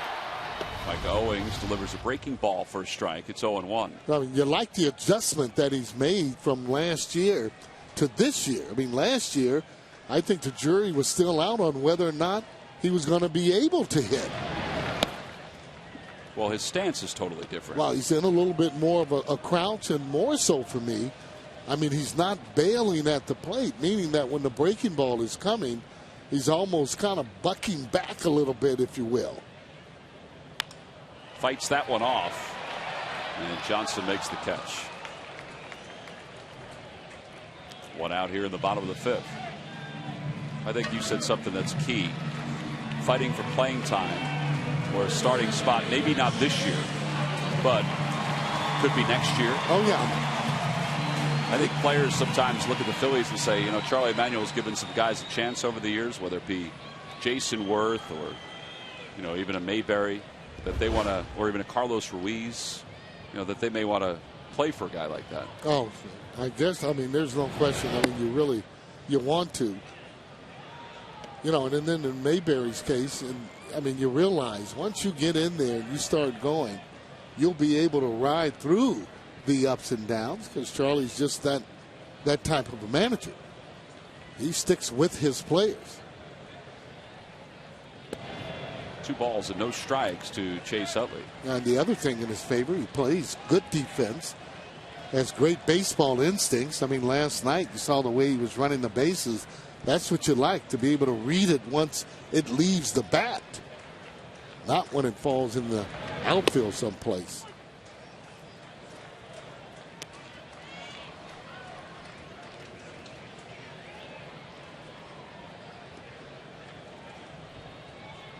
Two and 1 the count to Utley. You know, an infield hit his last time up.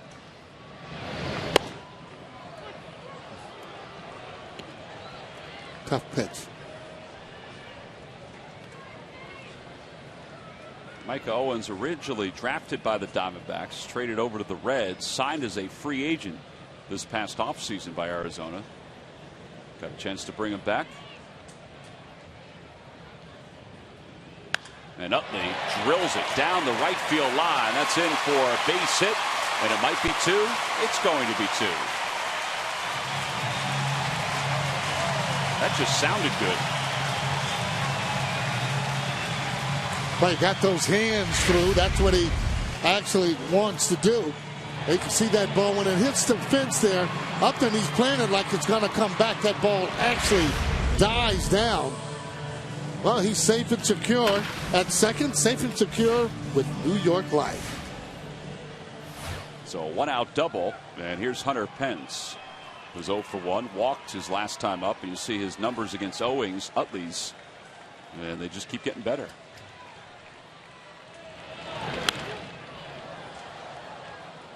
You know, the sequence that he threw him, I mean, 2 fastballs running away, and he thought he could get inside. Utley gets those hands through. I mean, that is just terrific hitting. And he concentrates a lot on balls that are inside. They've been throwing him a lot here lately. He's getting better and better at getting to that ball.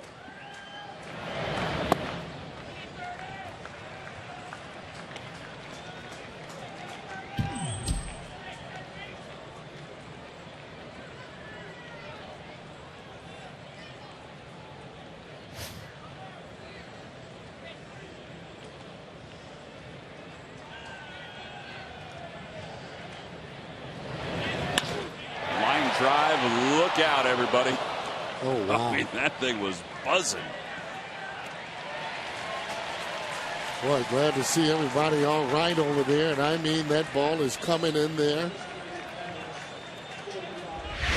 Boy, these are the kind when they come in, guys, you want to get down. Wow. And usually the guy in the back always gets the brunt of the, or usually gets the ball. The guy in front is kind of the guy that's almost ducking a little bit. And he sees the ball coming a little too hard. Guess what? Usually he gets his hands out of the way. That's flat out scary, really, that ball coming at that pace. Shows you how quick, though, Hunter Pence is up there. Got out in front of a slider. He's back just a little bit. The ballpark can't hold that ball. 1-2 the count to Pence. Inside, 2 balls and 2 strikes.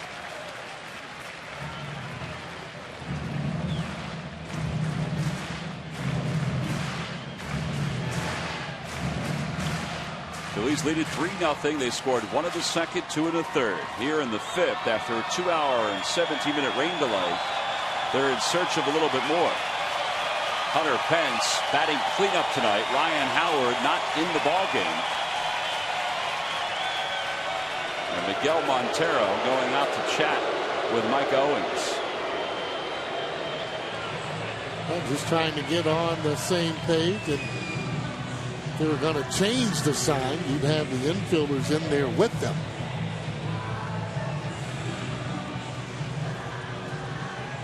Kurt Gibson, the manager of the Diamondbacks. See what they're going to throw him. Usually, again, Hunter Pence, they'll try and get him out on a high fastball. And a lot of times, 2 and 2, they like to throw that slider, breaking down and away. It's the slider down the right field line. I guess that was more of a cutter than a slider. Utley remains at second with the count 2-2. Yeah, actually, I think you were right on that, though. I mean, it was just thinking maybe he tried to throw it a little bit too hard. It was hanging up there. Ben's trying to protect that plate. Chokes up on the bat.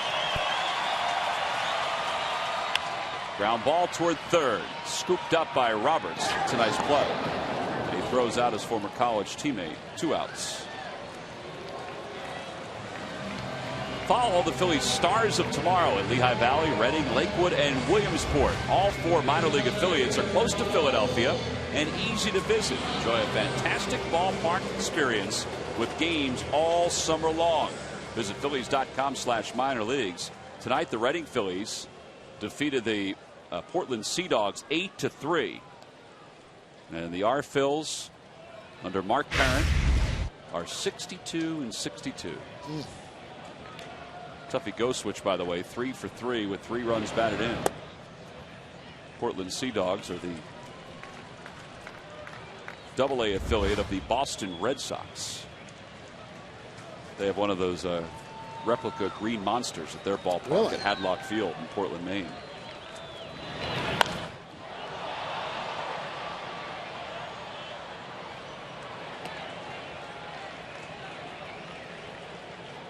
One and one the count to Ibanez. Boy, very quick on that fastball inside.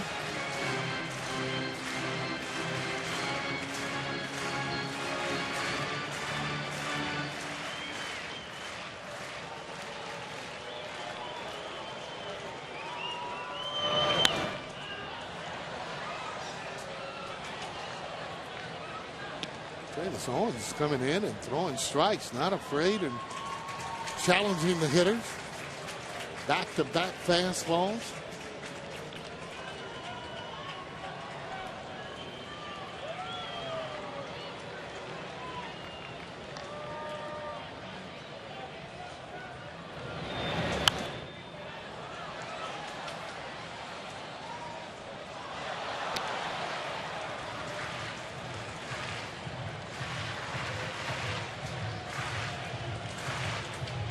Ibanez has gotten some pretty good swings tonight. I know he went down looking his last time up against Kennedy, but the double, his first time up, a few foul balls that have looked pretty good. Let's see if he can capitalize against Micah Owings with a runner at second. The 1-2. Inside and low, 2-2.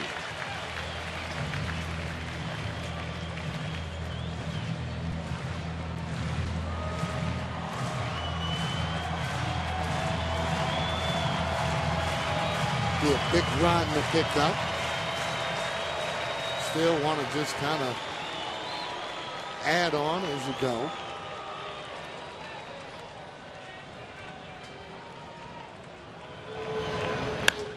Opposite way. On the run is Parra. Back toward the track, over his head, off the base of the wall. Utley scores easily. Second double of the night for Ibanez. And there's that extra run. The Phillies tack on here in the fifth. It's 4-0 Philadelphia. Well, you called it already. He was looking and seeing that ball pretty good.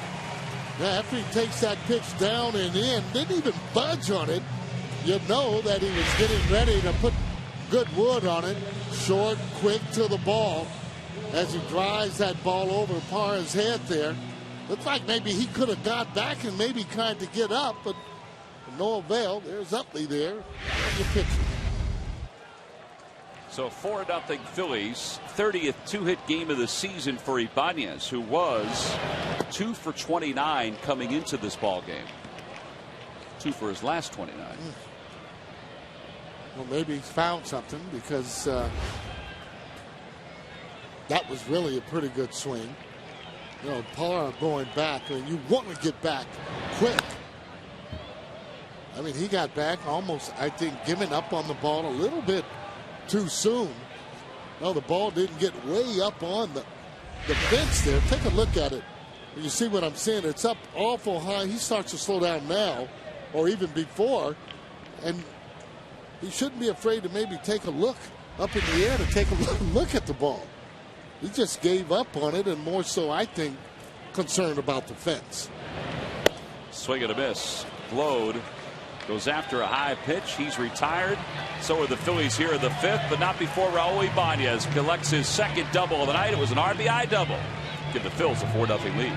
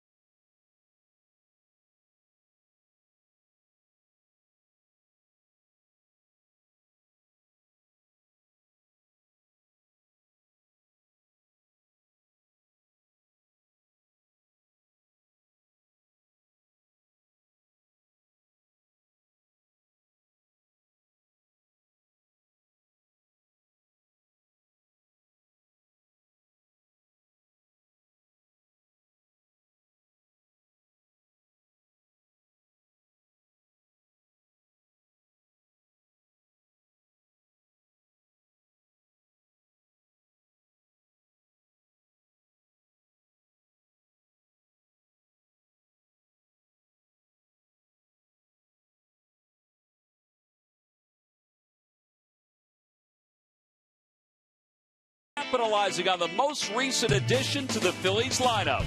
Since the addition of Hunter Pence, opposing pitchers are forced to take on Ryan Howard, and he has met the challenge as expected. The big piece continues to provide power from the cleanup spot while battling for the top RBI spot in baseball. Number 6 usually takes off in September. He got an early start this season, and it's brought to you by Independence Blue Cross. Now more than ever, we're here for you every step of the way. Well, it is Jewish Heritage Night here at the ballpark, and the Fanatic, well, these folks are doing some heavy lifting there, Sarge. He does look like, well, he is heavy. Trust me. Oh, boy, this went on and on and on, and before everybody's arms just got a little too tired. Micah Owings leads it off for the Diamondbacks. Owings with 9 home runs in his major league career as a pitcher. He hit 4 in his first season in the big leagues in 2007. No, he's legit as a hitter. Look at that, 289. 0-2 the count. That's a slider there that he just came off of it just a little bit. Got to pitch him as if he is a a hitter in your lineup. He started his college career at Georgia Tech, then transferred to Tulane. He had 69 home runs in high school. Probably grounded out to third a few times, just as he did there. On the Toyota Major League scoreboard, they had a rain delay down in Washington, but they have finished that one up. Washington has defeated Cincinnati 3-1. And the Phillies will head to Washington next. And here are the probables. Roy Oswalt against Livan Hernandez tomorrow. Kyle Kendrick and John Lannon on Saturday night. And then the matchup that we were supposed to see this past Sunday, Roy Halladay against Chin-Ming Wong. Willie Bloomquist is the hitter. And he takes a fastball for a strike. Bloomquist is 0 for 2. He's grounded out twice. Boy, Hernan putting that ball right where he wants it. Good movement on the outside part of the plate. Coming in now. 2 outs.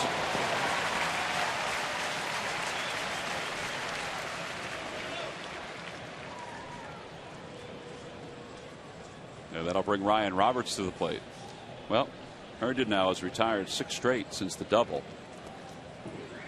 The more pitches that he throws, first pitch strikes, jamming the hitters, more confidence he'll have out on the mound. Ryan Roberts is 0 for 2. First batter that Herndon faced in this outing. And a slider for strike 1. That's filthy.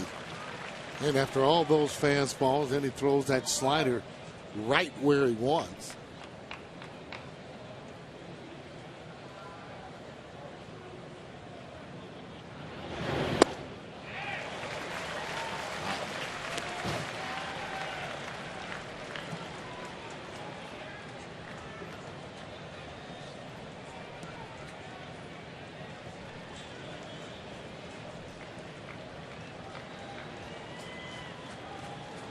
To the count. Slider away, 1-2.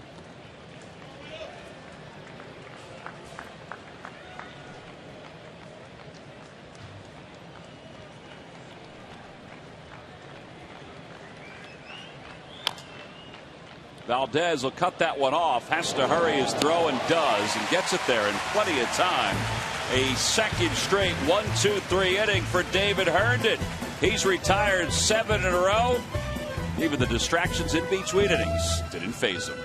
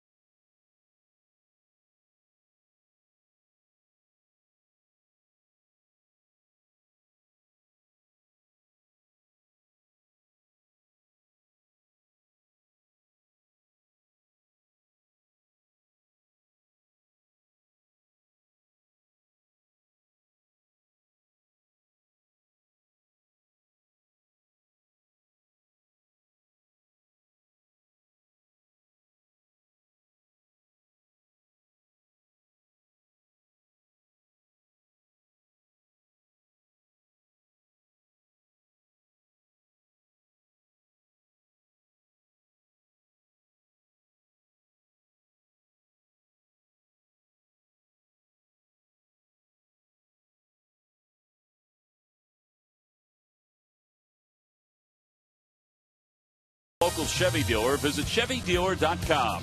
Buy Budweiser. Great times are waiting. Grab some buds. Buy Xfinity only from Comcast, the official HD triple play provider of the Phillies.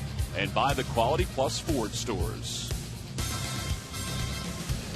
Home half of the 6th. Phillies are up 4-0. It'll be Schneider, Valdez, and then the pitcher spot I guess David Herndon could pitch another inning. He's been that good, but his spot will be up third. And Michael Stutz is warming up. See, Sarge, even though there's a long rain delay, you have to save dessert for as late as you can. Well, having that ice cream and nothing wrong with it.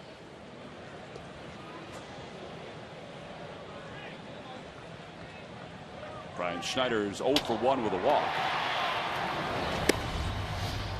And it's 1 ball and no strikes.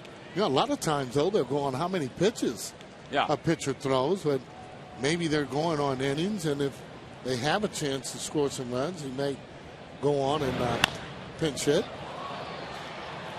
Towering fly ball to shallow right. Upton makes the catch. What a way. Well, the other part of it, too, is this bullpen for the Phillies is well rested. Even though Herndon's thrown just 39 pitches, 30 of which were strikes, they could afford to give Michael Stutz, Antonio Bastardo, and the others some work. Yeah. Well, it's kind of worked out pretty good for them because you have so many of the starters that go deep in the game. Ben Francisco's come out on deck as Valdez takes inside 1-0. There's Ben.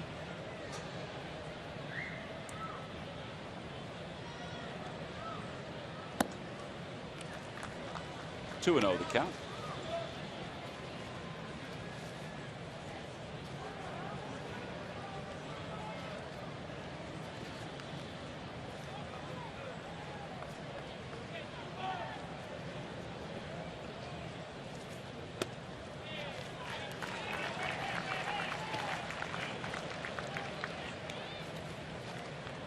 Three balls and no strikes to Valdez.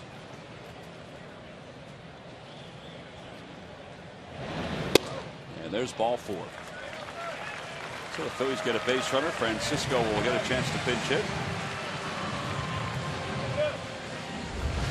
The Comcast Be a Fanatic About Reading program is open for children to read a minimum of 15 minutes a day. Teachers may register for the program, which is open to grades K through 8. Materials include bookmarks and pencils for each student, plus the opportunity to win a Fanatic literacy visit for their school. Email FanDev, DEV, at Phillies.com.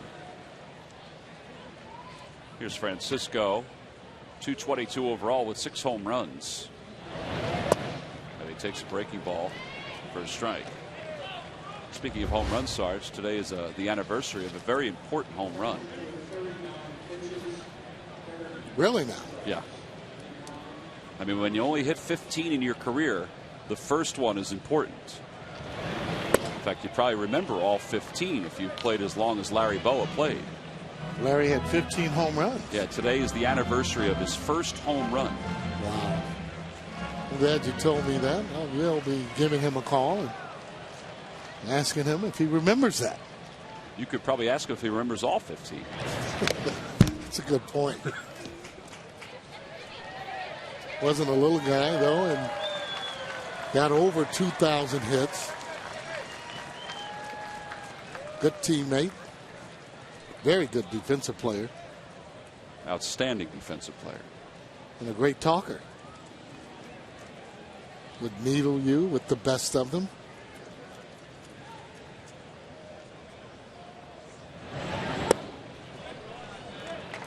Check swing, no appeal. Bill Welke was asked to appeal and he decided not to. It's 1-2.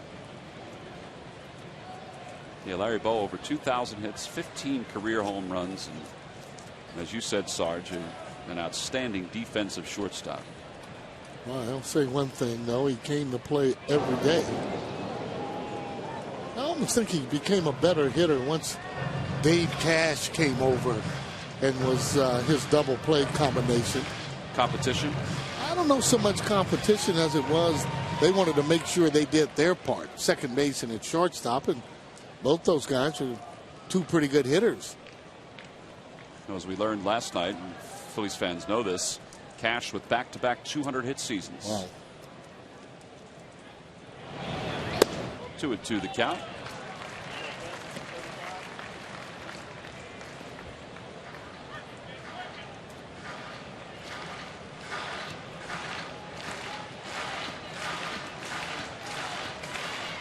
guy on deck delivered one of the funnier lines to Larry Bow when he passed him in home runs very quickly, and that's Jimmy Rollins.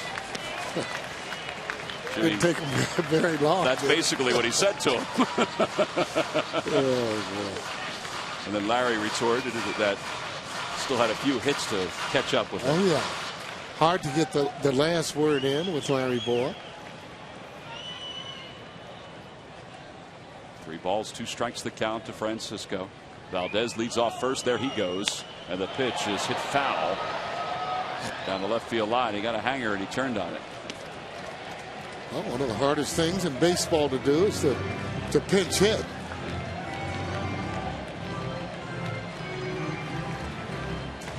And when you usually pinch hit, you're facing either a top reliever or that starter that having a real good game.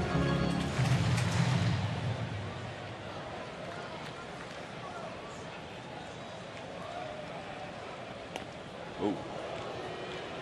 That's Sam Palazzo ducking as well.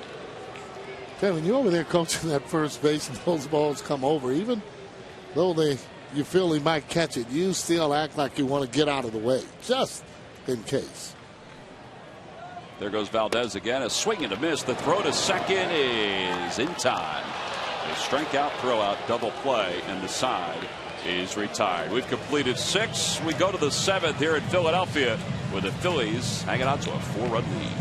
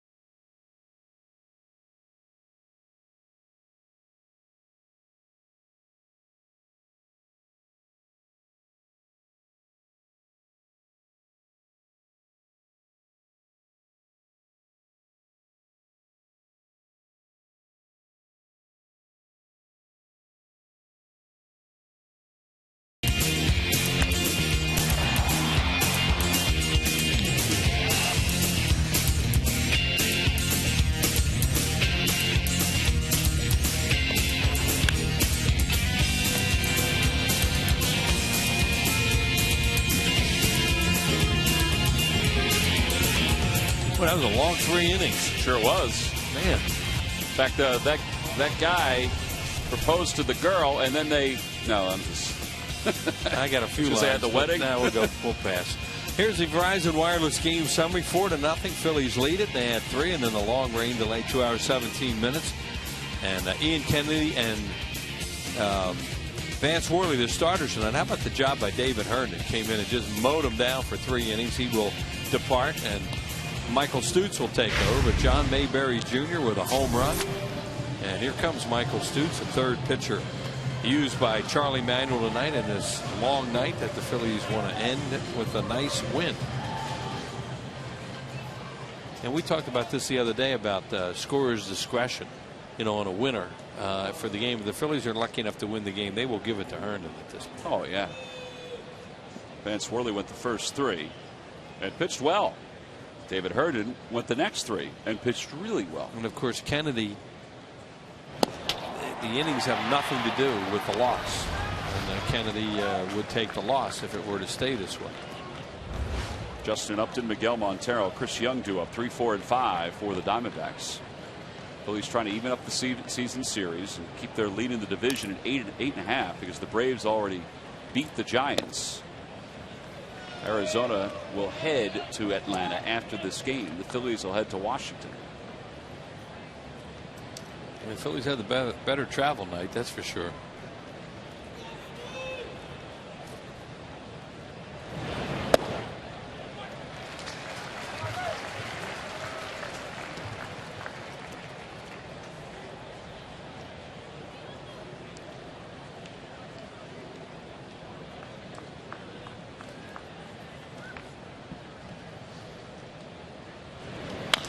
Ground ball is second. Big hop for Upton.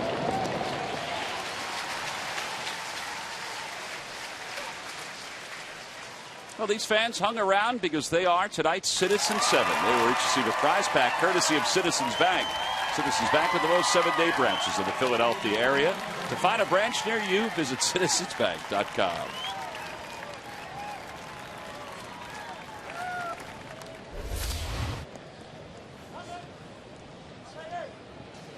Montero's 1 for 2. He doubled. He also flied to right. One of 2 hits for Arizona tonight. Yeah, Worley gave up 1 hit, and then great job by David Herndon. The 1 hit he gave up was a 2-out double to this guy, Montero.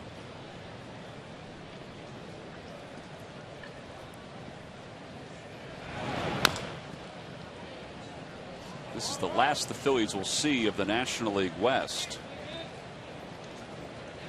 Maybe in the postseason they'll see one of the teams from the West.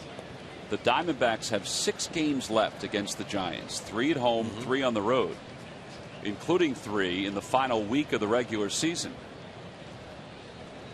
You would have to think, the way things are going, that Kirk Gibson's club will have something to play for in that last week of the season. Yeah. There's definitely, not definitely, but they could very well could be important games. Montero's down on strikes. 2 outs. Back in 2008, the Diamondbacks had a 4.5 game lead at the end of August in the National League West. That was really the last time that they were vying for a division title or the postseason. They went 13-15 down the stretch. And the Rockies were smoking hot in September. And the Diamondbacks wound up losing the division. Phillies wound up playing those guys a couple times. Not the Rockies. I think Chris Young is one of only a couple guys that was on the team back then. So he remembers. Brian Shaw warming up in the pen. Mike Owings did a decent job for them tonight. Just gave up the 1 run.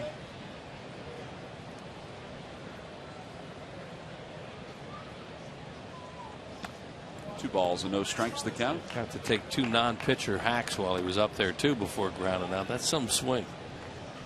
You could tell he could hit.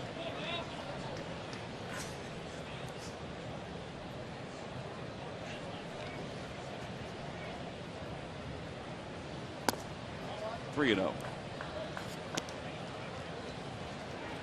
This may be one of 2 innings for Michael Stutz, depending on how well he does. But the job by Herndon was outstanding, just to get the game to the 7th. Tremendous job. He could have even gone longer. Yeah, I mean, you get to that point where you know your starter's not going to come out, and you still have a long way to go in the ball game. And to have a guy come out and throw 6 dominating innings the way that he did really helped set everything up for Charlie. And Worley did his job tonight, but they weren't going to bring him out after 2 hours and 17 minutes. Yeah, Worley and Herndon combined to allow 2 hits in 6 innings. They had 6 strikeouts combined. And Herndon retired the side in order twice. Worley did it twice as well. And every time the Phillies retire the opposing team 1, 2, 3, Comcast will make a contribution to Phillies charities. Phillies baseball is brought to you by the Xfinity HD Triple Play, your complete lineup for digital TV, lightning fast internet, and home phone. Ooh, he almost had him picked.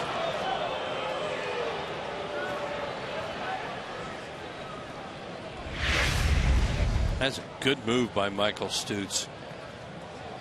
Wow, that was close.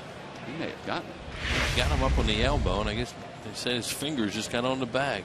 That was really close.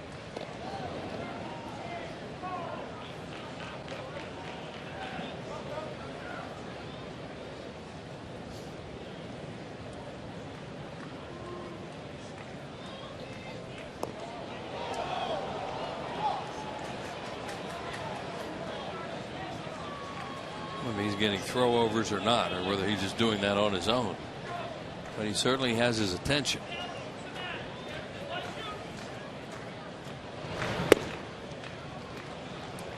I wouldn't think that Young's going to go anywhere right now, down by 4 runs with 2 outs. I mean, you never know, but you really don't want to get you don't want to get behind a guy like Kelly Johnson, who, you know, you can get him out, but you get behind him, another throw over, you get behind him, all of a sudden he gets into a fastball count, he can get dangerous.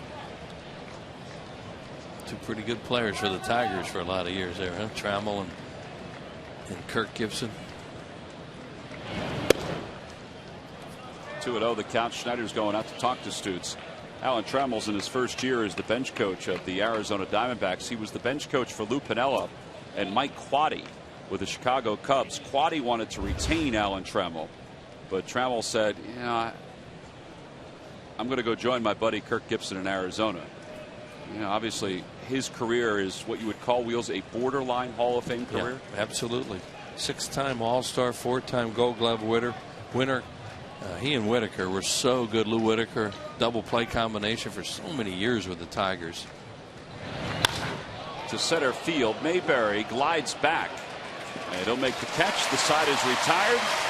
No runs, no hits. 1 man left. It's time to stretch here in Philadelphia. The Phillies lead the Diamondbacks 4-0.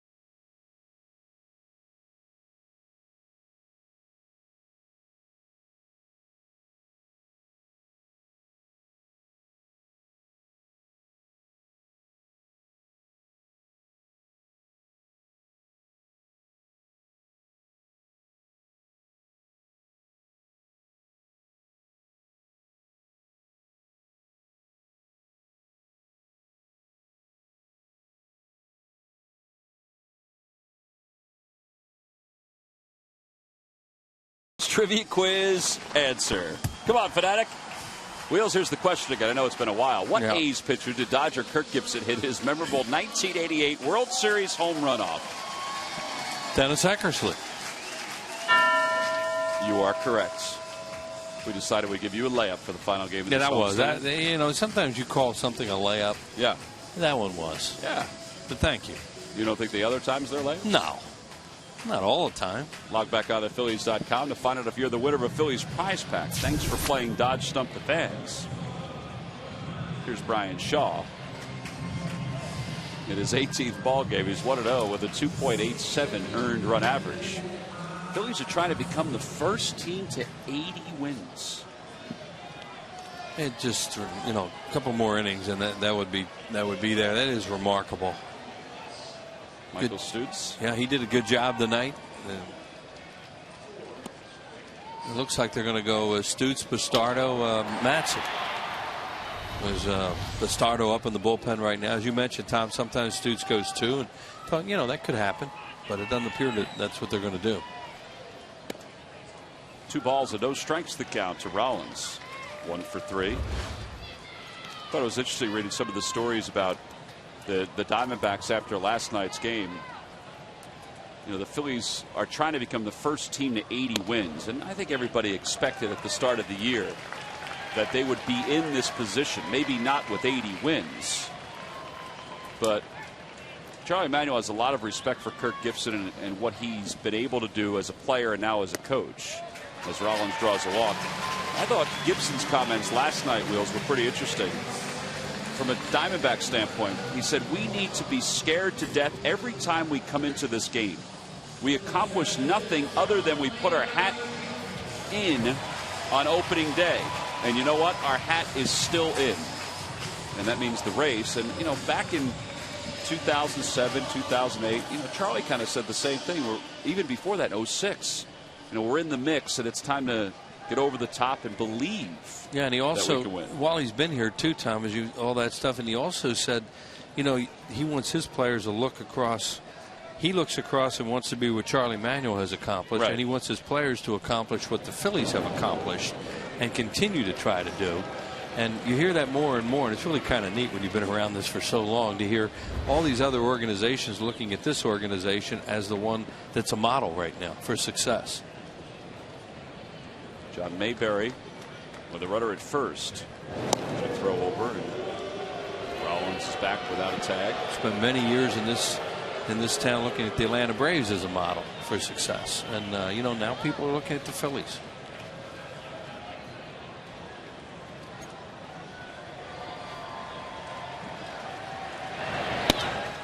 And as Jimmy Rollins made that bold statement several years ago that the Phillies are the team to beat, well, around baseball they are certainly that, and as you alluded to, they're certainly the team that folks try to strive to A beat, like Nigel Morgan said, and be like. That's what Davey Lowe's was saying. The conversation I had with him out there that was really interesting. That you know, he was with the Dodgers for so long, and they were the model for baseball. You know, how to play the game the right way. So many things about the Dodgers, and he was saying, boy, it's the Phillies now.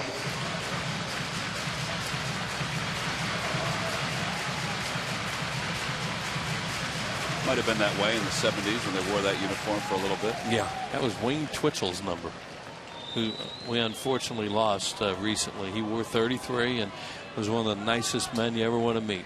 Big guy, 6'6". Sounded like he was in a barrel when he talked to you, and he would always lean down and whisper in your ear. And I said, look, Twitch, I know I'm down a lot further than you, but I can hear you. And he would always lean over, and I got to tell you something. When I heard we lost Wayne Twitchell, I thought, wow, he was just a wonderful guy. Slow ground ball. Johnson gets one. That's all they'll get. One away. I thought you said you didn't know numbers. You know, it's funny. I don't. I really don't remember much about numbers. And maybe I'm wrong. I could be wrong, too. But I think Twitch did wear 33.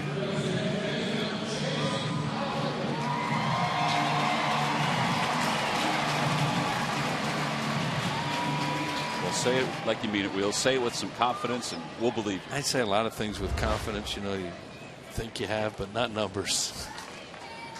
Today was Bo's first homer, you said? Yeah. Was it inside the Parker? That's a good question. He had a few of those. One of 15 career home runs. Yep. I heard you tell the story when Jimmy said that didn't take long. That's a great story. Utley has 2 hits tonight. He doubled and scored his last time up. Singled, an infield single in the third. Struck out looking in the first.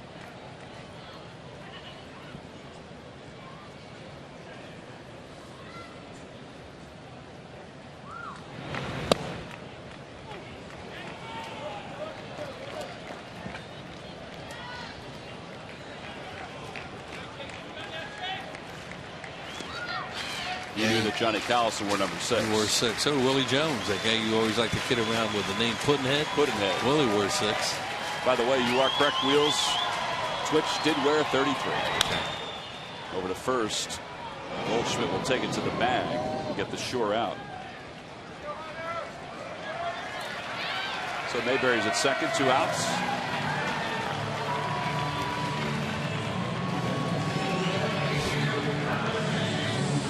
And that'll bring Hunter Pence to the plate. The Phillies are proud to introduce Phillies Fitness, a healthy lifestyle program for children presented by NovaCare Rehabilitation. Children K through high school learn the importance of being active through exercise and making smart food choices. The program is open to physical education teachers during the school year. Email fandev@phillies.com. Hunter Pence takes a slider for a strike. It's 0-1. Pence is 0 for 2 with a walk.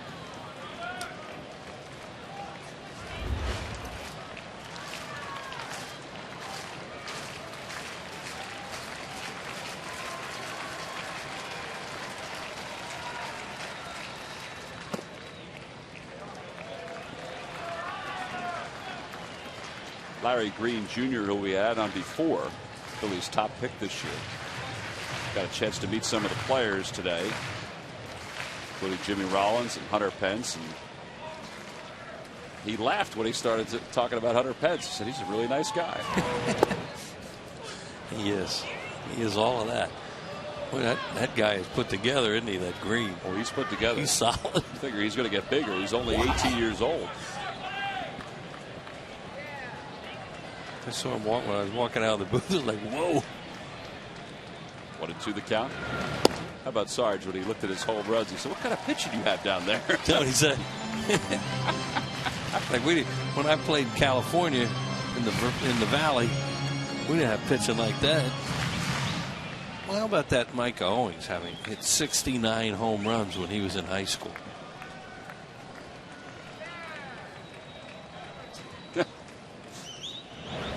Swing and a miss. Pence is down on strikes. The side is retired. No runs, no hits. One man left for the Phillies. We played 7. We moved to the 8th. It's 4-0 Phils.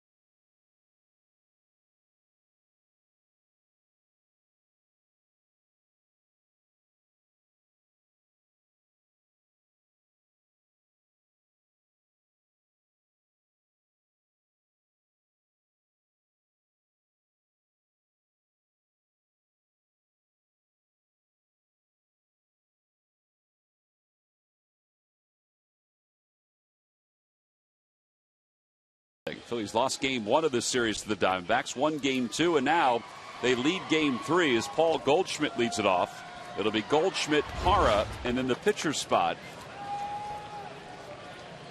Joe Patterson is up and loosening in the pen for the Diamondbacks, so we'll probably see a pinch hitter for the pitcher. Michael Stutz, his second inning of relief, and Goldschmidt just hit a ball to a spot that we don't often see a ball hit. Just have to be strong to hit it where he just hit in that. the upper deck behind home plate. Yeah. That's a big boy's foul ball. Ooh. Mayberry on the run, and he's going to run out of room. That's at the foot of the wall. Second home run of the series for Goldschmidt, and his 4th overall. It's now a 4-1 game. Yeah, I mean, after that foul ball he just hit, that's what we're saying, a big boy's home run. That guy has tremendous power potential in this league, and man, did he hit that thing just now. They're trying to get Stutes through 2 innings, and he hangs a breaking ball right there, and he just hits it way up in the air, and it was a home run off the bat, even as humid as it is here right now. Well, that's going to be it for Michael Stutes. Charlie Manuel's heading out to the mound. Bastardo was loosening up. Parra is due up, and then Burrows is in the on-deck circle. So that's it for Stutes. Bastardo comes running in. This is an AT&T call to the bullpen. Top of the 8th inning, the Phillies lead it 4-1.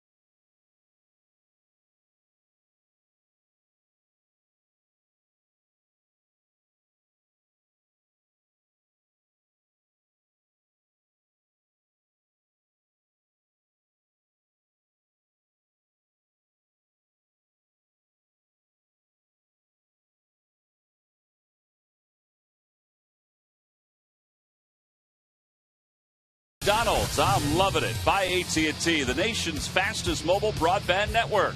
By WB Mason. Who but WB Mason for amazingly low office product prices? And by Honda. See your Honda dealer and discover the great values now being offered. Top of the 8th, nobody out. A run across the plate for the Diamondbacks, and a center field home run by Paul Goldschmidt. Charlie Manuel brings out Michael Stutes as Antonio Bastardo comes into the game. Charlie, a pat on the back for Stutes. Not happy that he gave up that home run at all. No, he threw a hanging breaking ball right there too. You know, that was kind of a hit me pitch. Doesn't mean the guy has to hit it out of the ballpark like that. He could have fouled it off or hit another one of those monster pop-ups over our head. Instead, he hit it about 430 feet. Oh yeah, he crushed it. So here's Bastardo, 5-0, 1.38 earned run average against Parra. Burrows was on deck. Now it's Colin Cowgill, a right-hand hitter.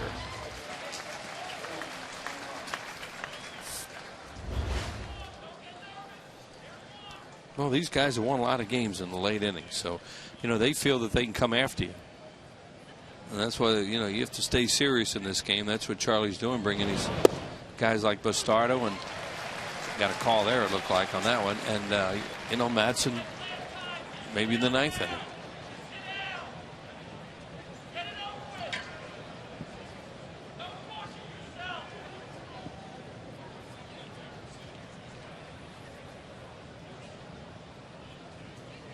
The 0-2 pitch.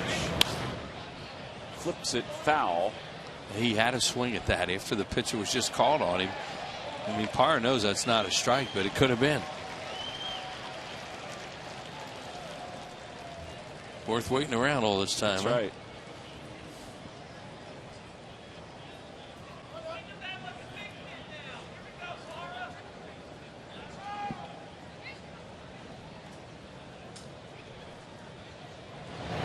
Got him. Came back with a fastball. 1 out here in the 8th. 8 strikeouts now for Phillies pitching. Get all the highlights and a complete recap of this ball game right after the game. Stay tuned for the expert analysis of Ben Davis on Phillies Postgame Live, presented by Cure Auto Insurance, right here. That's immediately after the game.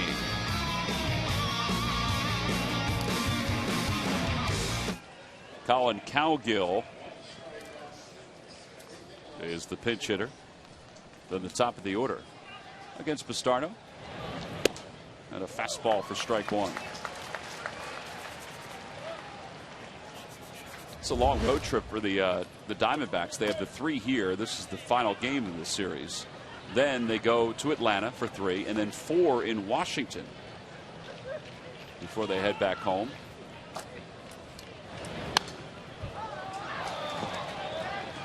Phillies, meanwhile, well, they'll spend the weekend in D.C., and then it's back here to Philadelphia to take on the Mets. Mets in Florida, and then, well, get into the home stretch then. A lot of road games after that.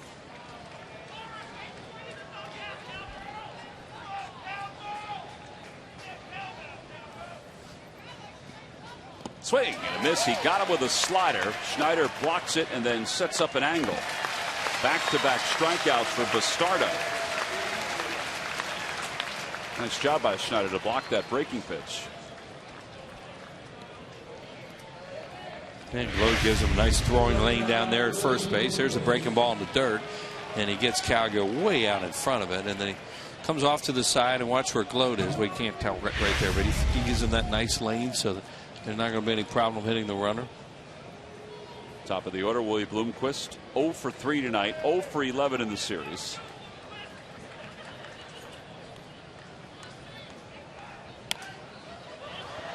Schneider off to the right, off to the mast, and the side is retired. Heck of a job by Bastardo. He didn't throw any pitches out of the strike zone. 8 pitches, 8 strikes. He gets the Phils through the top of the 8th. It's on to the bottom of the 8th with the Phillies lead at 3.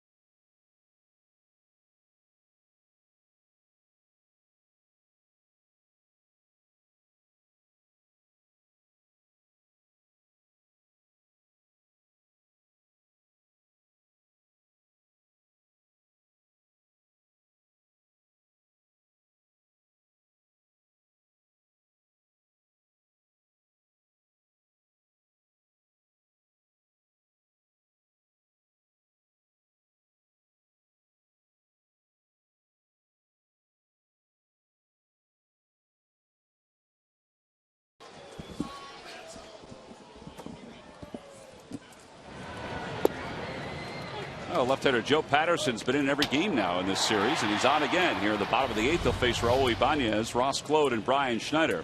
Phillies have 3 left-handers due up, so they bring in a left-hander. Ibanez 2 for 3 tonight, and it's 1 ball and 1 strike.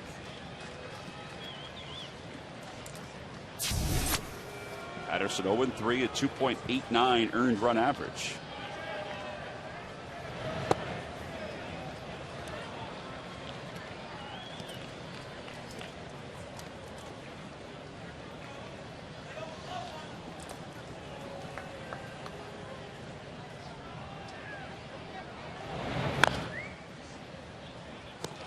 foul ball evens the count up at 2 balls and 2 strikes. Phillies have managed 7 hits tonight, 4 runs on 7 hits. They scored a run in the second, 2 in the third, then a 2-hour 17-minute rain delay, and they've tacked on 1 more. That was in the 5th.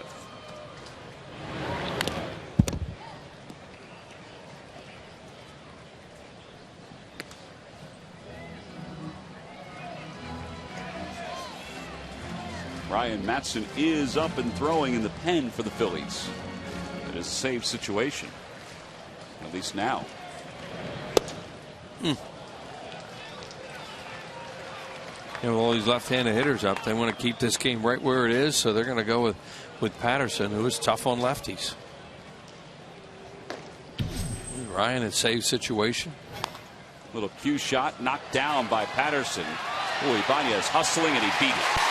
Ball was bobbled after Patterson knocked it down, and Raul, even at 39 years of age, can hustle with the best of them up the first base line. Bobbled, looked like he had trouble with it a second time, and with Raul running as hard as he was, you said, Tommy beats the play. Here it is. His thing's spinning like a top, so he has trouble controlling it, and then he goes to pick it up, drops it again, and that second drop is what cost him. If he kept control the first time, he'd have had him. They'll probably give him an error, I guess, because he had control. Yeah, they haven't scored it yet. Yeah, it's a tough one to score, but you know, having control the second time may lead to an error. Swing and a miss by Glode, 0-1. Good. He just scored a base hit. Glad to hear that. 3-hit night for him. 3 for 4 for Ibanez. Brought his average back to 240.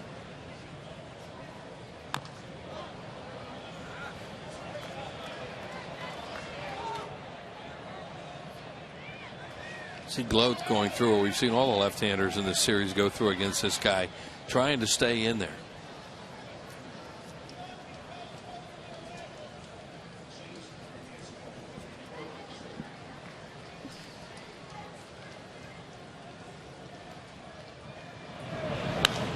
Off the end of the bat, Lundqvist, the shortstop, is there. And just in case you are scoring at home, Jay Dunn, the official scorer for tonight's ball game, has changed the Ibanez ball from a hit to an error. So that's why you score in pencil.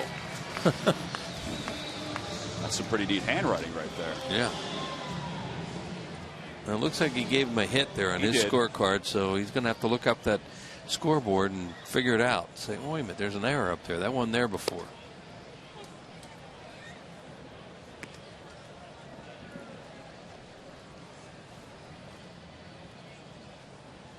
Schneider's 0 for 2. He walked his first time up.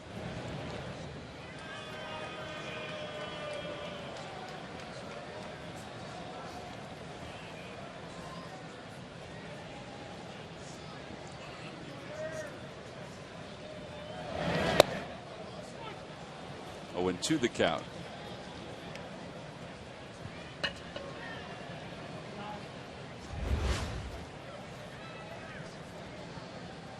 $45,633, and what's left. Boone the toss over to first.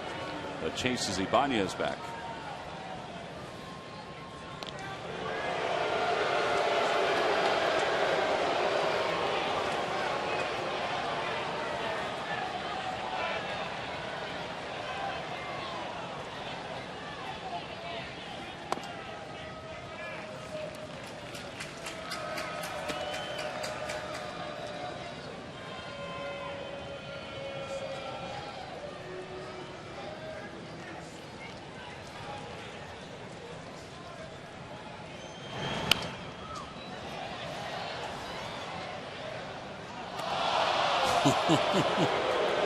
That poor guy in the first row. That was kind of floating up there to him. He's all set to catch it, and he dropped it. And you know, there'll be some people that boo this time of night. There he is. Tough play. Yeah, you can find a lot of people on a night like this. Yeah. Ground ball toward first. Goldschmidt turns, thought about the throw, instead just goes for the out. So Ibanez up to second. 2 away. Hey, if you're 30 years old or older, here's your chance of a lifetime from January 18th to the 22nd in Clearwater, Florida next year.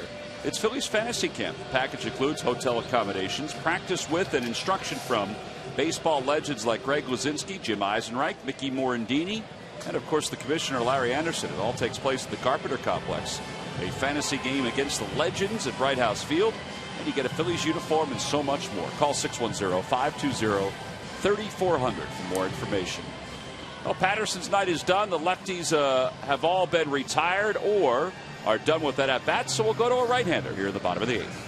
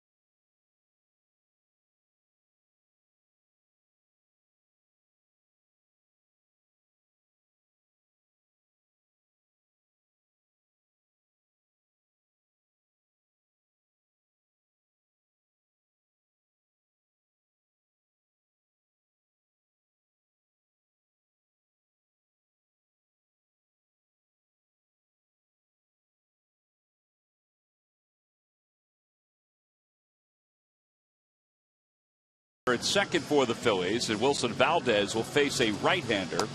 Instead of lefty Joe Patterson, it's David Hernandez. Boy, what a pickup he's been. They got him for the Baltimore Orioles in the Mark Reynolds deal. 58th game, a 2.83 earned run average, and he and J.J. Putz have combined to give the Diamondbacks a fantastic back end of the bullpen. In fact, their 43 saves tops in the National League. And he has 11 of them. And that's 61 strikeouts of 54 innings. What a weapon that is to bring out of the bullpen late when you can bring guys into the game with strikeouts. Valdez is an RBI double tonight. And he takes a slider for strike one. I guess that was a curveball. He throws his curveball as his breaking pitch. Yeah, they have him at fastball 93 to 97 with curveball and changeup.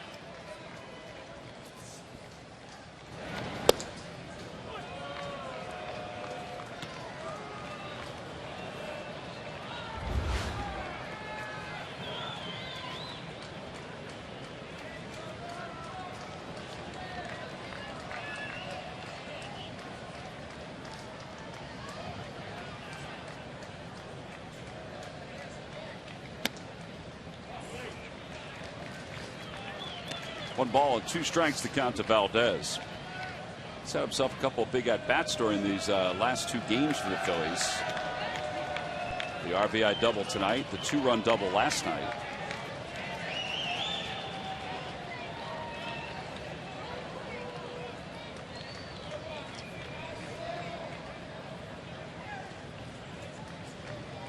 Here's the 1-2. Off the end of the bat, over the mound. Bloomquist to his left, and he throws out Valdez. The Phillies are retired here in the 8th. No runs, no hits. One man left. There was one Diamondbacks error. So Raul Ibanez will wipe his brow, go out to left as the Phillies go for the victory. We'll get back for the 9th.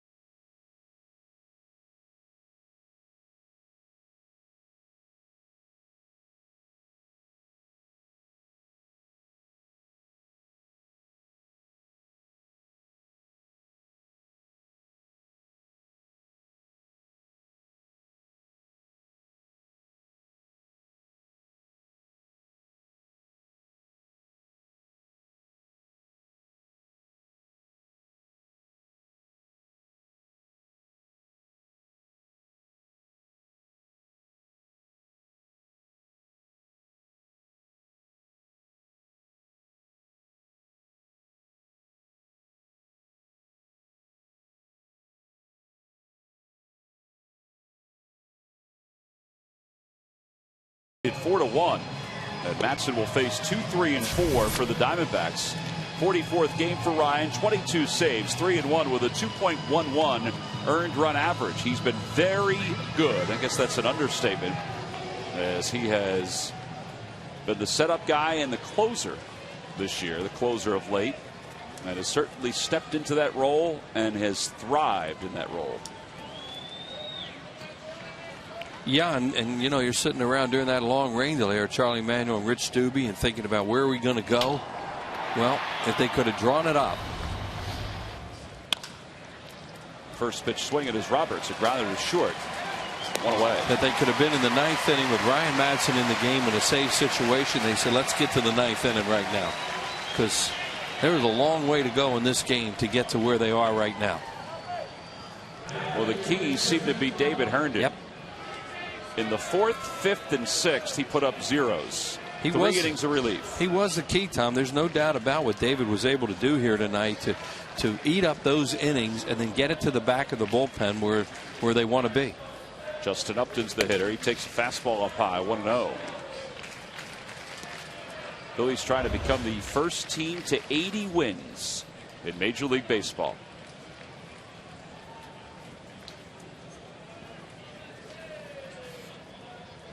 Swing and a miss. That's just some cheese right there. And it's 1 ball and 1 strike.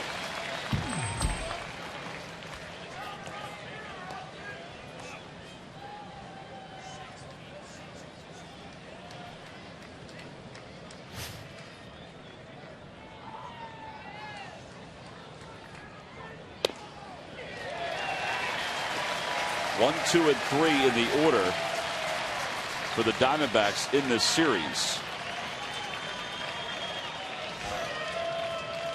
are 2 for 33.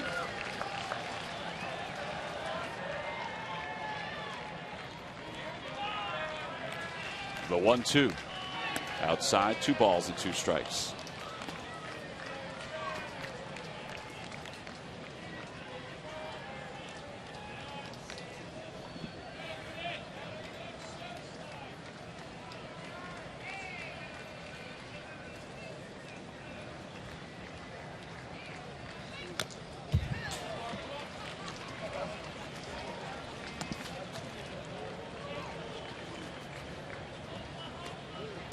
Three games, the Phillies pitching staff has held the Diamondbacks offense, and it's a good offense, to 6 runs. Cliff Lee was a part of it last night. 2-2 the count to Upton. In the dirt, 3 balls and 2 strikes. Ryan Howard taking tonight off. A sore hand after last night's game. 6 runs. That's pretty good to hold this team to 6 runs. Sure is. If they can get a couple more outs here, win a series against a good team who came in here red hot too and won a big game in the first game. Swing and a miss. He got it with a changeup. 2 outs here in the ninth.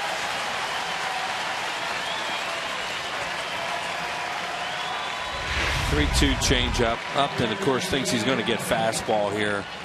Oh, what a good pitch that was by Ryan Madson. We've seen him do that so many times. He's a strikeout pitcher. Upton just shake his head like, what am I going to do with that? Top 3 hitters in the lineup tonight for the Diamondbacks. 1, 2, and 3. 0 for 12 in this ball game. Here's Miguel Montero, 1 for 3. And he takes low. 0 for 12, and I'll correct what I said before. Now 2 for 35 in the series. Well, we hope they pick it up starting tomorrow night. Outside, 2-0. They certainly have the potential to do that. Diamondbacks head to Atlanta. The Phillies head to Washington for a weekend series. Diamondbacks wind up losing tonight. Their lead in the division would remain at 2.5.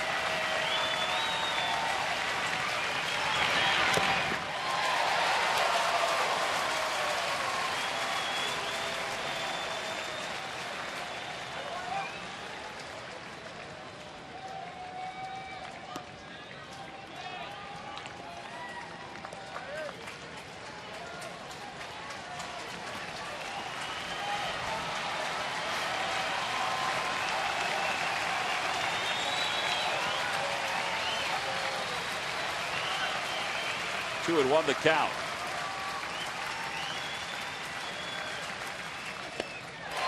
Oh, was he late on that 93-mile-an-hour fastball? They've endured a 2-hour, 17-minute rain delay. We are 5 minutes from the top of the hour, midnight here in the East. And the Phillies lead it 4-1 over the Diamondbacks. It's 2 balls and 2 strikes to Miguel Montero. Matson's ready to pitch. Line drive toward left, slicing toward Ibanez. He makes the catch, and Ryan Matson finishes off the ninth with a 1-2-3 inning, and the Phillies win the race to 80 wins in Major League Baseball. They're the first team to 80 victories. They win it tonight by a final score of 4-1, and it's the second fastest to 80 in franchise history for the Phillies, second only to the 1976 team that took 121 games to win their 80th. And that team won 101 games in 1976 to go on to postseason play. And this team, they just want to keep winning and get to postseason play with the best record in the league. Well, the Chevy players of the game, Vance Worley and David Herndon. Worley got the first 3, then the rain delay, and then Herndon got the next 3, and he gets the victory tonight. Herndon does. And the pitching staff as a whole pitched exceptionally well. Phillies win it by a final of 4-1. We'll be back to talk more about it from Citizens Bank Park right after this.